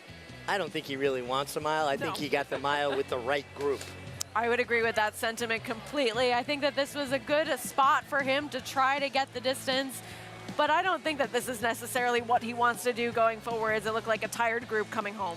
We talk about Linda Rice and all her success. Being a top horse trainer is not just about horsemanship. It's also about management.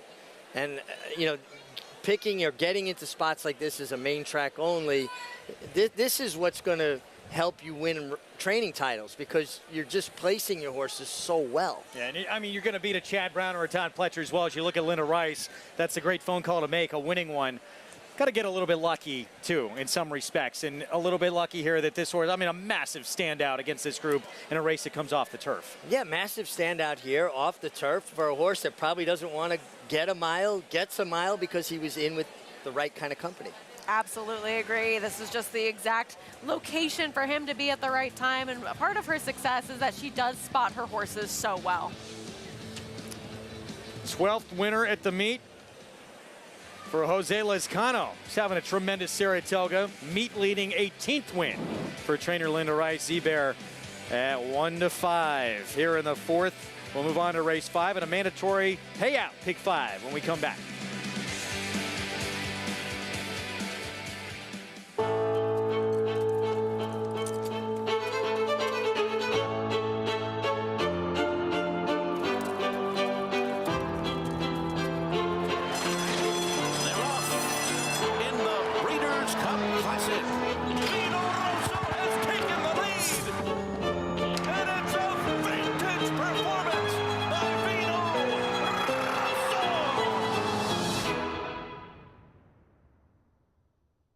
Experience the adrenaline-pumping, suspense-filled action of the Sport of Kings no matter where you are with Naira Bets. It's fast, easy, and secure.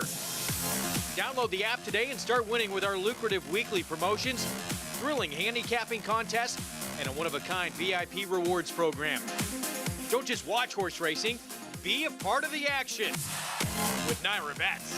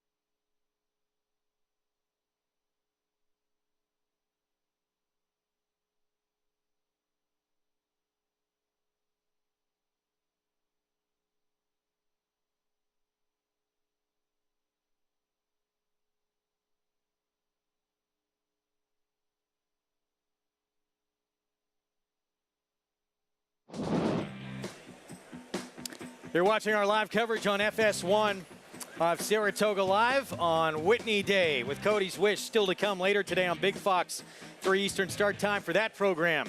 In the Grade 1 Whitney for older horses, it's Z-Bear, main track only entrant at 1-5. 18th winner of the meet for Linda Rice. Yeah, well spotted. Z-Bear able to get the mile against a subpar group that he's been facing against. Z-Bear was good today. He was able to get that mile distance against the right type of company, and Linda Rice having the success she does because she knows how to spot her horse as well. Let's go to Acacia. And Greg, we'll take a talk to Linda Rice here. As you mentioned, it's all about spotting horses, Linda, and we've seen you be very clever with some main track only runners, and maybe the mile not preferred for Z-Bear, but able to get it today. Yes, he ran a very nice race last time, going 3/4 against it was beaten by a nice horse, Mariachi. But today, my intention was to run him back like 6 or 6.5. But I thought, weather's a little iffy for this week, and I just felt it was an opportunity, and if it came off, it'd be a good race for us. How important is it taking advantage of spots like a main track only entry? Sometimes it's hard to get your horses in the race that you prefer. Yeah, a lot of times I'll have main track onlys, horses in, and it looked like I have a lot of horses in, but there might be 3 MTOs. But you never know when you're going to get a day like yesterday where they canceled the last 4 races. I had 2 MTOs in the last. I was hoping to run them. And then today I thought, wow, I'll bet, this race will come off. It'll be a great opportunity for this horse.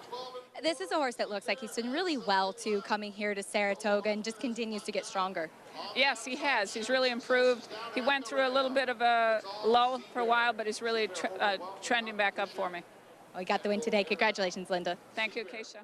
Handled the mile, Z-Bear, with another win for the Rice Barn, Greg. Thank you, Acacia and Linda Rice making the most of her opportunities. Just 2 horses entered today. Her second horse coming up in the next race. Meanwhile, the 2 in pursuit of her. Chad Brown with 8 entered today. Todd Pletcher in 6 races today. Got to make the most of those opportunities, and she does here. Yeah, listen, Linda's stable is not small. She has a lot of horses herself, but it seems that Chad Brown and Todd Pletcher have an endless supply of horses at their disposal. Absolutely, and they have them at all levels of competition, but especially in those graded stakes types where she doesn't have as much star power in that. She does have a lot of undercard quality, and she does spot them so effectively and able to rack up those wins. Still to come, tremendous undercard on this Whitney Saturday, including the Lure on turf and Dakota Gold. We will see back in action. We'll get to that in a moment. 5th race, 7 furlongs. Coming up as we take a look at the current odds for this field. And this New York bred, A Other Than, and Linda Rice's runner Safalo's Mission, 4-1. This is the only other horse Linda Rice will run on this Saturday afternoon card. Slight cut back in distance. Faced Shadow Dragon, pretty good 3-year-old for Belmont. It was graded stakes place on the Derby Trail earlier this year. Talking about that Fasig-Tipton Lure, Dakota Gold at a short price. Got the win in the Hudson Valley last time out. Looking for his 5th win in 10 starts on the turf for Danny Gargan later this afternoon. The sun shines bright on Caraconte. His first crops of racing age are showing brilliance on the racetrack with a high percentage of stakes winners. His versatility is evidenced by winners on all surfaces across the globe. Not above the law, not above the law to win. Spenderella could not have been more impressive. The sun shines bright on this value sire. Caraconte, standing at Gainesway. When it comes to horse racing, you can never have too much information. With Twin Spires, you can place your bets with confidence. Whether you use handicapping insights like our Brisnet speed ratings, prime power and past performances, the guidance of our experts' top picks, or just choose a name that catches your eye. Yes! No matter how you pick your horse, bet with Twin Spires. Start earning your $200 sign-up bonus when you sign up with offer code GET200. What makes Life is Good so exciting as a stallion prospect is his freakish talent. really, really fast horse. And Life is Good is set right out for the early lead. He had so many different gears. Life is Good is the winner. Not only had the speed, but he's also able to carry that out, you know, to win in races like the Whitney and the Pegasus World Cup at 1 1/8 miles. Life is Good. They ran him off their feet in the Pegasus. To carry that speed over that type of distance is super impressive.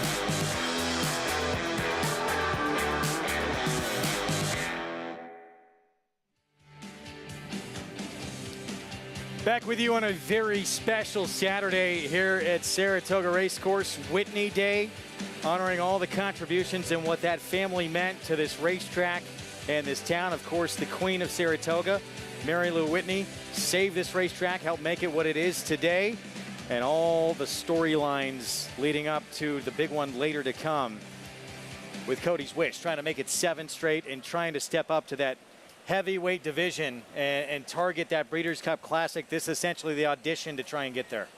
Yeah, and I honestly don't think he'll have any trouble with the mile and eighth. He's changed, he's matured, he's become much easier to handle. He waits on his riders' cues. Talking to Junior Alvarado about it, he said when he was younger, he would break a little slow, go a little ways and grab the bit and want to run off. You can't do that going 2 turns, especially the way the race takes shape. Everybody grabs their position, and now a lot of times you're stuck behind horses. Now he said he waits on him, and when he asks him, he's there. He doesn't pull, he doesn't run off. I think the mile and eighth will be no problem, particularly looking at him from a physical perspective. And he has won around 2 turns. He hasn't won at 1 1/8 miles, but that Breeders' Cup Dirt Mile victory was around 2 turns. And I think that's an important distinction to make, that he's had the ability to get that kind of track configuration in the past, and that was one of his races where he beat a pretty good horse in Cyberknife that fought him all the way to the wire. He's carrying a lot of emotional weight today, of course, but he's also just extremely talented, and he beat some good horses last time in the Met Mile. It'll be exciting to see what he does today. I'm really looking forward to that race. And it's real. I mean, there's a couple of new faces he's going to be lining up against, but those are really his main competition, horses that ran behind him that day. I know it's a different distance as well, and 2 turns, but beat him pretty handily that day. I mean, it's just hard for me to see how these other horses are going to turn it around. Yes, he's trying something new. White Barrio did stumble at the break last time. I thought he ran well for 3rd.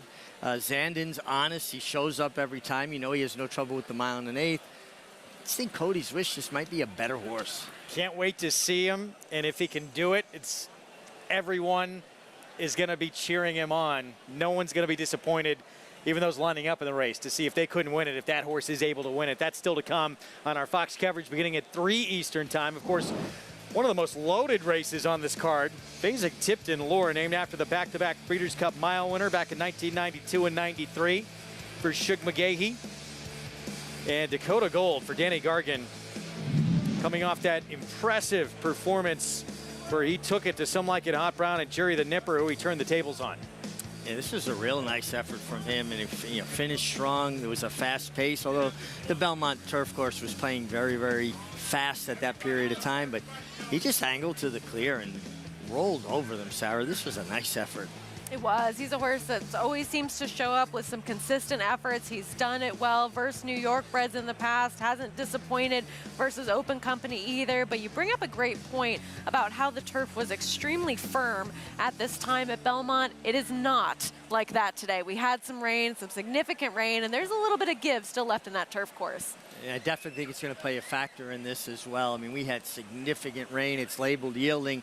And yesterday we saw the European filly win the Saratoga Oaks, and she just relished that soft ground. And that was under Flavian Pratt, and did that staying way outside. You expect to see those be the winning moves too, staying at least middle to the outside of that turf course? I think you do want to save as much ground as you can on the first turn, because the second turn, when you get your horses wound up and making their run, I think you want to get in the good ground. You don't want to run into the divots or the holes the other horses have created running through it, which will start somewhere mid-stretch, for the mile start. I would be looking for the outside.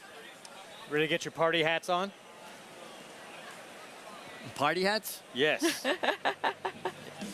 Monday, Tuesday night, it is the biggest party they have in town, year in, year out. This Fasig-Tipton Saratoga sale. If you have not been, yes, the future stars of the sport you can bid on and hope to get some equine talent, but it is a lot of fun as well if you're just there to watch. It's a great place to be, to see people, to be seen. It's also the greatest horse sale in North America, the Fasig-Tipton sale here in Saratoga every year. We see Champion consistently sold at the Fasig-Tipton sales, and we can go back to 1918 when Man o' War sold at the Fasig-Tipton Pavilion right here on the grounds of Saratoga Racecourse, long before they had the facility down the street. This man knows the Saratoga history. If you ever have the opportunity to get a tour from this man right here of these grounds, been gracious enough to give it to my family a few years running. Best time I've had here. Well, thank you. It's fun. I love talking about it, and I love hopefully educating. We're gonna take a timeout. We'll be back. Mandatory payout pick 5 starting in this 5th race. Coming up, 7 furlongs for this New York bred group of First Level Allowance Company. Be the Boss, one of several contenders. Tyler Gaffleone for Mike Maker. We'll be back. Speightstown. Munning. Echo Town. It's Echo Town for Joe Talamo, and Echo Town raced away. And Echo Town is drawing away in the stretch. Echo Town wins the Allen Jerkin Stakes. A sire line so prolific, it repeats itself. Echo Town.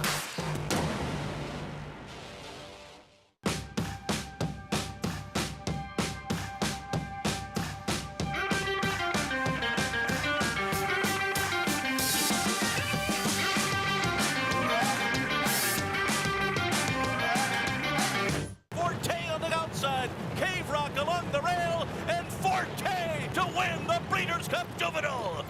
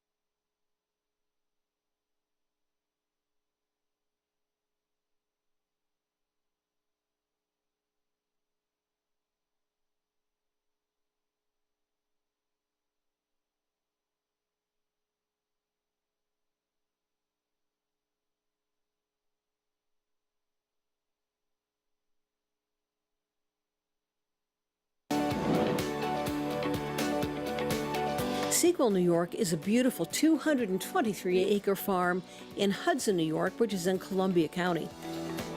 They are particularly proud of their 6 Kentucky-style barns on the farm and the fact that they're birthplace of Tiz the Law, who won the 2020 Belmont Stakes. Was 1 minute, 46 and 2/5 seconds. Sequel, New York stands 4 stallions: Freud, whom they refer to as the King of New York because he's been leading sire so many years, and Honest Mischief, a son of Into Mischief that they hope becomes the next King of New York. They also stand very useful stallions Mission Impassable and Union Jackson. The goal of Sequel, New York is to help breeders make money in the sales ring and on the racetrack.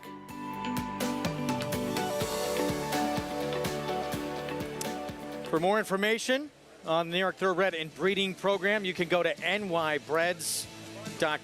And we have a 4-year-old in this field that was bred at Sequel Thoroughbreds.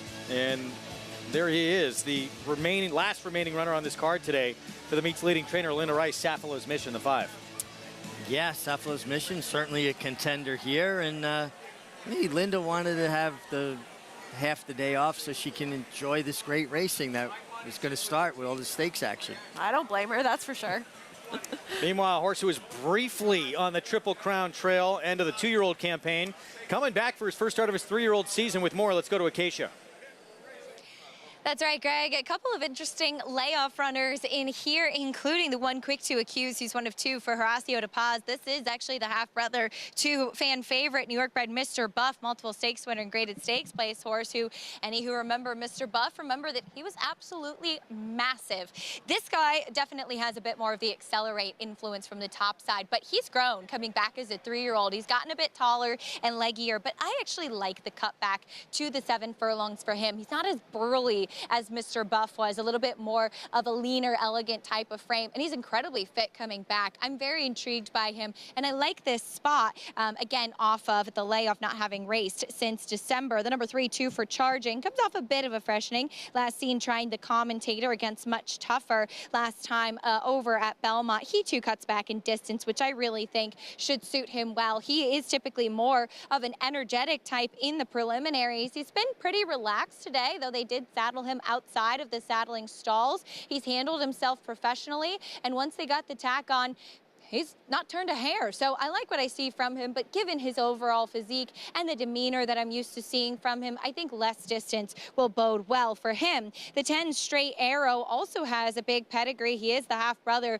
to Disco Partner, multiple graded stakes winning turf sprinter. And I actually saw this guy at the Keeneland January sale. As he was a horse that was selling as a 4-year-old unraced horse who obviously had a big pedigree, but of course a little bit difficult to sell out of the Generazio's dispersal. And so while I haven't covered his races, I know that gelding is definitely going to help him. As is typical of Disco Partner and other brother, Mr. Chairman, they can be very, very distracted, very vocal, very keyed before the races. And while Straight Arrow was sharp, he was much more relaxed than I was anticipating. Had a good win at Monmouth last out, so we'll see as he faces New York breds for the first time, Greg, if he can take his show on the road. Acacia, thank you. Just great energy on this racetrack. We expect Whitney Day to be packed, and this is the most packed this track has been to the meet this far. It was like that this morning. I was driving down Union about 6:15 this morning, and people were already camped out on the sidewalk. It was great to see. And usually it fills up after a certain, time, after like 2:30. It's been packed from the start here. It has. It's been crazy. It's always great to have those fans on track. Here's Quick to Accuse, 3-year-old debut coming up, trained by Horacio de Paz. Yeah, some really good races as a 2-year-old. Should take a step forward and gets Lasix for the first time. Jorge Abreu barn with a horse coming out of the Commentator, won by Bankit. Yeah, overmatched there, but this horse sports a good win here last summer. Going 7 furlongs, same distance as today. Turf to dirt, Golden Arm, and the last time on dirt faced a couple of very good ones. Agree completely with that sentiment. He faced some good horses when stepping up to face winners for the first time. That debut race was pretty good, and he can be forwardly placed in here. Meets leading trainer with her last runner on today's card, Linda Rice with Saffalo's Mission. Yeah, definitely a player here. The one thing that troubles me, 1 win, 4 seconds, 4 thirds. Feels like Saffalo's Mission is pretty content to run with horses. This horse was bet last time out like he couldn't lose, and he ran like it also for Chad Summers. He's been the favorite in all 3 of his starts so far. Big number on buyers last time out in 81. We'll see if he can do it again. It's a huge jump forward for that horse. Here's the 7, Be the Boss, Turf to Dirt. Yeah, but has run 6 times on the dirt with 2 wins, and arguably best race this horse ever ran was on the dirt. 26-1, a horse coming in from Finger Lakes here, ASAP Restoration. Yeah, this is much tougher than this horse's face, and is just going to have to improve vastly. And a new gelding horse coming in from Monmouth for Mike Deeney, Straight Arrow. Some good pedigree notes from Acacia about this one. A horse that's taking some money. It was 15-1 morning line, and I know there were a couple of scratches, but they're playing this horse a little bit. So approaching the 3-minute mark to post here in race number 5. Again, it starts a mandatory payout pick 5. As you take a look at that 4-horse in those blue and white block silks of BBN Racing. We're going to take a look at the debut. This was first time out, went off at 8-1 at Aqueduct, 6 furlongs, and forwardly placed throughout and able to hold on to win by a nose. A very game effort, showed really good speed. Can't fault this horse's first 2 runs, and then they tried the turf. Obviously, this horse wants dirt, back to the preferred surface. And he was actually favored over yielding turf last time out, and maybe just taking a shot and showing some promise, a little bit of turf pedigree, but clearly getting back to where he's had more success. And even though he wasn't successful against winners for the first time, he ran pretty much the same number in terms of buyer speed figures. He's really not taking any money whatsoever on the board right now for a horse that is likely to show some speed. And there was a pretty key scratch of the number 2 Asymmetric, who's going to go somewhere else, getting a good solo warm-up right now. Really dead on the board, don't you agree?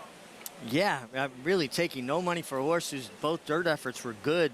9-1, or does that speak to the depth of the field? We'll find out, I suppose. This is a horse that is taking some money off of that morning line, currently 5-1, was 15-1 morning line, and while he does just have 2 starts under his belt, showed some improvement from first to second time out over at Monmouth, and possibly could take another step forward as well. Well, I want to pick in the 10 straight Arrow because I like the 2 sprints at Monmouth. I like the fact this horse returns as a gelding, and being by Arrowgate, I think he'll love 7/8 and beyond. I think he's winning going 6 in sharp pace race at Monmouth just because he's talented. Now he gets against New York breds and stretches out a bit further. And professional effort too, was able to settle a little bit, put in a nice late run, new gelding as well. So 5-1 from that outside post. Let's go back to Acacia with a special guest. Special guest indeed, as we have Boyd Browning, President and CEO of Fasig-Tipton. Boyd, the excitement's building. Everybody's moved in across the street. This is a sale that everybody always looks forward to. Oh, it's a great horse sale. It's just great to be in Saratoga. You can feel the enthusiasm at the racetrack, on the sales grounds, in the town. Something that everybody embraces. It's a magical week for us, and we couldn't be any more excited headed into the sale on Monday and Tuesday. It's a select sale for those not familiar, so you're going to see the best physicals, the best pedigrees in there. Oh, no question. We literally start the process with about 2,500 yearlings, and we've narrowed it down to 235 kind of hand-picked, selected, both in terms of pedigree and conformation. And, you know, the success of our sales graduates kind of really speaks for itself in recent years. National Treasure won the Preakness this year. Of course, we're still proud of Flightline. And it was really neat yesterday having a Fasig-Tipton Saratoga graduate like Songbird inducted into the Hall of Fame. So we're proud of the past successes, and know there's lots of outstanding horses on the sales grounds now. And a lot more to come, I'm sure. And we see the Fasig-Tipton races today. We have the Fasig-Tipton Lure coming up, and always a lot of excitement to kind of build here at the racetrack and think of the future across the street. Well, there's no question. I mean, this day is part of the whole excitement. I mean, it's an unbelievable race card, and people come to Saratoga and they get to see the best quality racing there is in the United States and arguably the world. And it certainly puts everybody in a good frame of mind, and it creates excitement before the sale. Always appreciate the time, Boyd. Best of luck with the sale. Thank you, Acacia. Take care. The best cocktail party and the best sale in town coming up on Monday and Tuesday, Greg. Can't argue with that. It is a fantastic time, even if you're there to just check out all the action. And that's why such a special place up here. Obviously the best quality racing you're going to see anywhere in the country, but just across the street, had the Hall of Fame inductions just the other day. See the future stars of the sport going through the auction ring a couple of times during this meet. It all happens here. Saratoga is just the most special place, and for the obvious, the great racing. It's a mecca for thoroughbred racing with the Racing Museum and Hall of Fame, Fasig-Tipton, but the town itself just holds so much history, so much charm, and it's like a small town feel with all of the amenities of a big city. Absolutely. And also, this is a race where I was here for this race last year, getting to come and see Life is Good win the Whitney. Wasn't able to stay for the sale, so really looking forward this year to going and doing some window shopping and just seeing what kind of big pedigrees and excitement the future holds. Just window shopping? You're not going to jump up, bid on You've one? hit a couple of pick fives. No, Some big I think we ones. might need to hit a little bit more than Z-Bear to be able to head on over to the sale, but we'll see what happens, maybe in the future. We're Mig is take a look at the 5-year Sapphiros mission. So Linda Rice, again, her last runner on this Saturday card, but a couple days away. I think Wednesday, perhaps. We're at the halfway point of this meet. She's got 18 wins to this point. Incredible first half of this meet. Phenomenal. 36 wins. Historically, it's going to put you right in the mix. I mean, we've seen Chad Brown obviously get into the 40s. Can she have that same kind of meet, second half of the meet? I don't see why not. And Sarah talked about it in length, about just how she is kind of stockpiled horses and doing all that claiming in Kentucky. So she has a wave of fresh horses that she's unveiling now.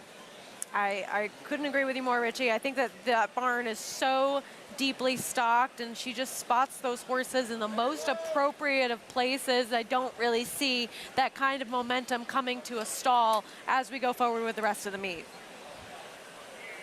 Probably expect, as we saw, as you talked about too, Todd Pletcher, a couple of really narrow defeats to kick off this card. It had to be heartbreaking, but probably going to see him start to heat up a little bit more than he has. Well, you would imagine, and I'm sure he's still got plenty of 2-year-old Sunvale. It is tough to lose by noses up here. And, you know, somebody said, well, you still have that condition. They can come back and do it. Horses are like strawberries. They can go bad overnight. You just, you know, when they're in a position to win, you need to get those done. Yeah, getting some good education with those 2-year-olds, but of course you want to see them get that win first time out and maybe point them to a stakes later on in the meet. And mandatory pick 5, we said it starts here. Part of that is obviously the next race, the Grade 3 Troy. We're going to see the Breeders' Cup Turf Sprint winner, Caravel, who is just a win machine.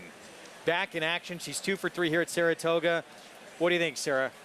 I'm not trying to beat her. I mean, this is something that we've talked about a little bit. You want to see her really be challenged early in those races, really have another horse be a big pace presence and take it to her early and make her really earn it. But she's just done nothing wrong since she's really joined the Brad Cox barn and since her big win in the Breeders' Cup Turf Sprint. Wide open betting race here to kick it off. It's the 7 at 7-2. Be the Boss, who is favored in this mandatory payout pick 5. Let's go upstairs to Frank Miramati for the call. ASAP Restoration, one from the outside. Here's Safalo's Mission. From the powerful combination of Linda Rice and Jose Ortiz, what a meet they're having. Straight Arrow to complete the line. Goes in. They're in the gate.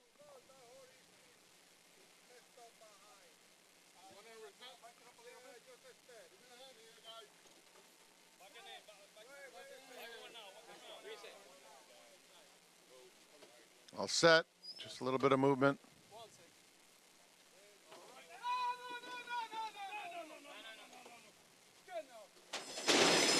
And they're off.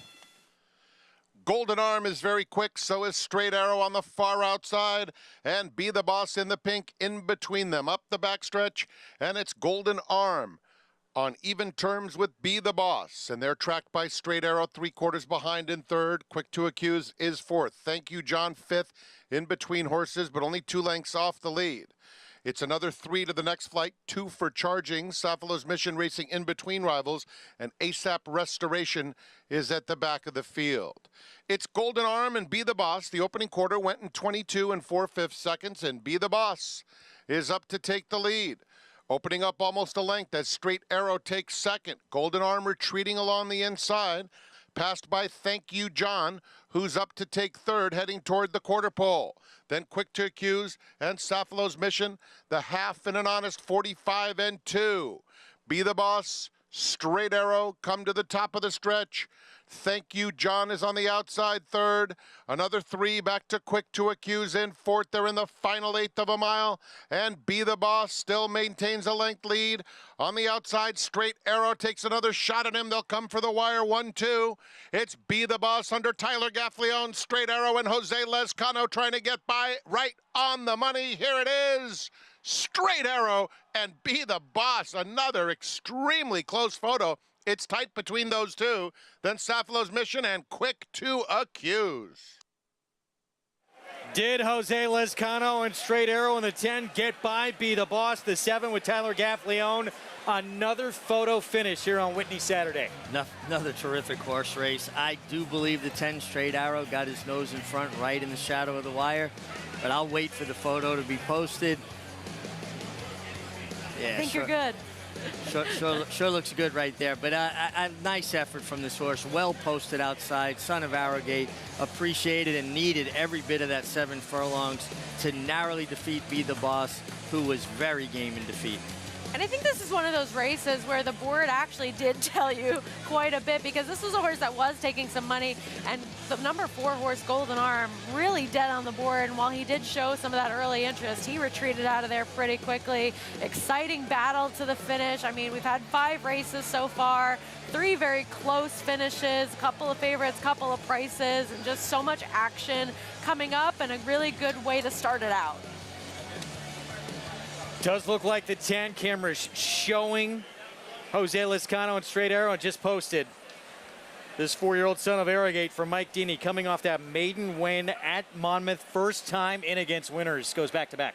And even looking at him from a physical perspective, Sarah, he won going 6 furlongs. That tells me he's talented. He is a horse that looks like he's going to want even further than 7 furlongs. Let's go to Acacia. And here with winning trainer Mike Deeney as Straight Arrow. You were just telling me, Mike, as it seems like a lot from this mare is, they have their own mind, and the gelding seems to have helped. Definitely. When I had him earlier this summer, when I bought him at Tampa, they told me to take him back to the farm. He'd go right, left, so my friend did a great job, Chad Stewart, breaking him, and we got him up here and just tried to keep him racing. So. And he's a beautiful mover, too. And how game today? Yeah, it was shocking, and I think Jose, in a way, scared to ride him because you don't know what he'll do. He's not used to this stuff yet, so it was a good thing. So congratulations. Thank you. Greg? Straight Arrow here at 9-2, still really lightly raced 4-year-old here, now puts together back-to-back wins. Jose Lezcano, 2 victories today. We've talked about a lot of riders having good meets. Let's talk about Jose Lezcano for a moment. One of the best Saratoga starts he's off to in a long time. Jose Lezcano is a tremendous rider, and he consistently puts horses in position to win. And that's the #1 thing you can ask of a rider. Give the horses their opportunity. I think he's a terrific rider. He may not have the cachet of some of the higher profile riders. He's every bit as good as anybody in this jockey's room. And one of the best, I mean, elite turf riders in this sport, but showing here he can finish too in the dirt. And he's consistent. He rides well every day. You don't see him take a day off. We've got some great riders. They'll ride a race, you go, that was a brilliant ride. And the next race, you go, I'm not quite sure what the thought process was. Not with Jose Lezcano. He shows up and delivers a consistent performance every day. And as a bettor, you like knowing what you're going to get on a day-to-day basis, not only from the horses, but from the riders themselves. And I do believe that a lot of his success really started building back at Belmont. You know, he's coming back from that injury and being able to show that he's still right at that same top level, and just a very courageous rider as well. There was one day with a 2-year-old where right after the race ends up being, you know, bucked off the horse, gets back on, leads the horse back over to the winner's circle. Just incredible to see. Yeah. He was still not 100% when he came back. I'm sure, as you well know, probably no one ever is in this sport, but you got to come back when you feel like you're ready to ride. Well, that's it. With jockeys, you don't have a contract. You're not guaranteed a salary. If you don't ride, you don't earn. So most riders rush injuries. They come back sooner than they should because someone else is replacing you. If I'm off the field, that means someone's in my position. Big one still to come on Whitney Saturday with that Grade 1, one of the most prestigious races there is in this game for older horses. It's our ABR race of the week. 2 turns, 1 1/8. Let's meet the field. Cody's Wish, 1-2 favorite, trying to make it 7 victories in a row and take his game beyond that mile distance. Zandon was second behind him in the Met Mile, horse who's been very consistent for some of the biggest prizes in the game. Very inconsistent, but now 2 wins, 5 seconds for Zandon. He was second best, possibly third best in the Metropolitan Mile. White Barrio stumbling might have cost him, but listen, he's honest, and you know he stays the 1 1/8. Charge It was brilliant in that Dwyer, and then he went to the benches at 3-year-old. He's coming off a big win in the Suburban. We've seen those flashes of his true ability. He's a horse that can be forwardly placed and really has thrived at Belmont. Will we see that kind of big performance that we got in the Dwyer and the Suburban again? He'll have to bring it today. See how forward he is as well. Dale Roman's giant game. This horse just went gate Dwyer each of his last 2 starts. The last was a Grade 3. This horse has been an improving sort, steadily improving. Listening to Dale Romans on the radio this morning, says they're going to the lead with Giant Game. He is certainly going to have a big say in how this race is run. We already saw the coach win earlier on the card, getting the better of Todd Pletcher. He's got Last Samurai, who was a sensation at Oaklawn earlier this year. He'll have to see if he can take his show on the road, and you know, the coach is not afraid to take a shot in big spots. That's how you can sometimes get those upset victories, and we'll see if what he can do at Saratoga. He's certainly been very, very live at Oaklawn. Here's White Abario. He was the Grade 1 Florida Derby winner last year on the road to the Kentucky Derbies with the Dutro barn now. Yeah, big effort in the Met Mile last time after stumbling at the start. Cody's Wish was best that day, but White Abario ran better than I think it even looks on paper. And all eyes on the star, maybe the best dirt horse there is in the world right now, Cody's Wish, trying to make it 7 straight and trying to get 2 turns in a mile and an 1/8. You said it, Greg. There's nothing left for him to prove at the distances that he's been running so far. With a lot of those top older males going to the bench, he has the chance to step into the limelight and really stamp himself as that champion older dirt horse. As much as it is about how incredible this horse is and the win streak he's on, for a trainer that's known for the most famous win streak there is in the sport probably with Cigar, and that adds intrigue to it as well. It's about the connection he has with this young man, Cody Dorman, part of that Keeneland Make-A-Wish Foundation.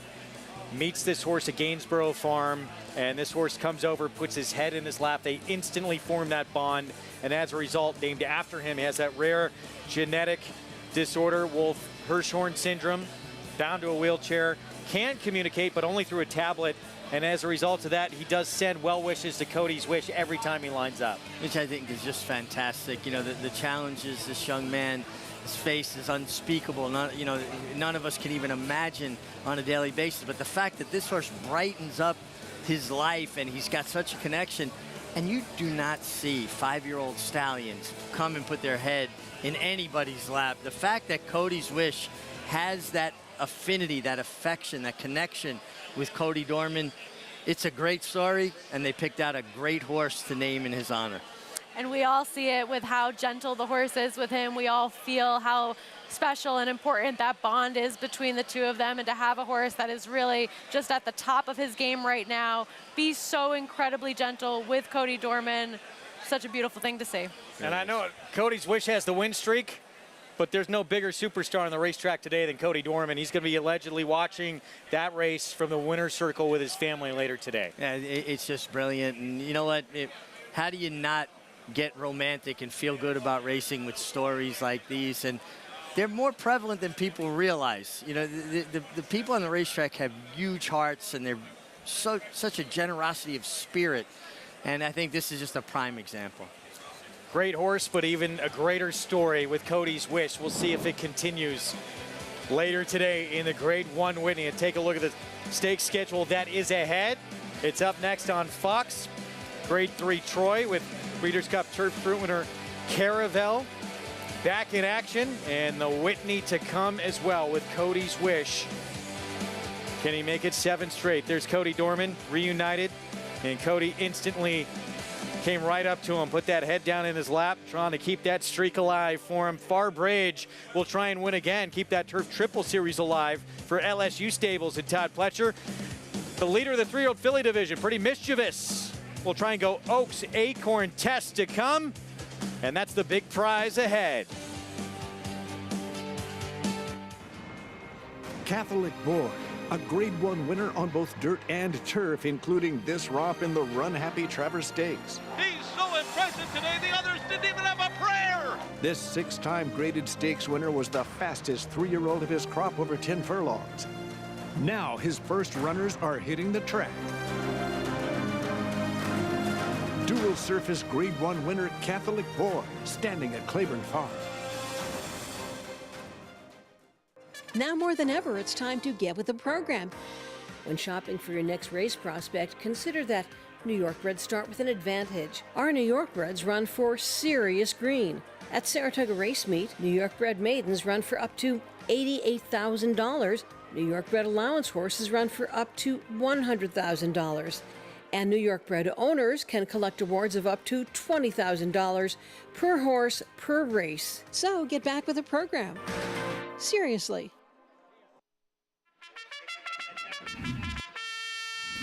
Monmouth Park's summer season rolls on with live racing action Friday through Sunday.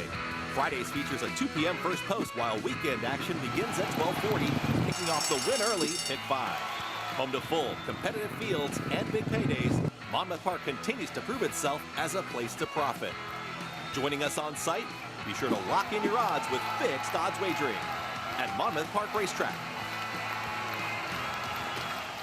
Racetrack Television Network brings you every race, from every track, on every screen, every day.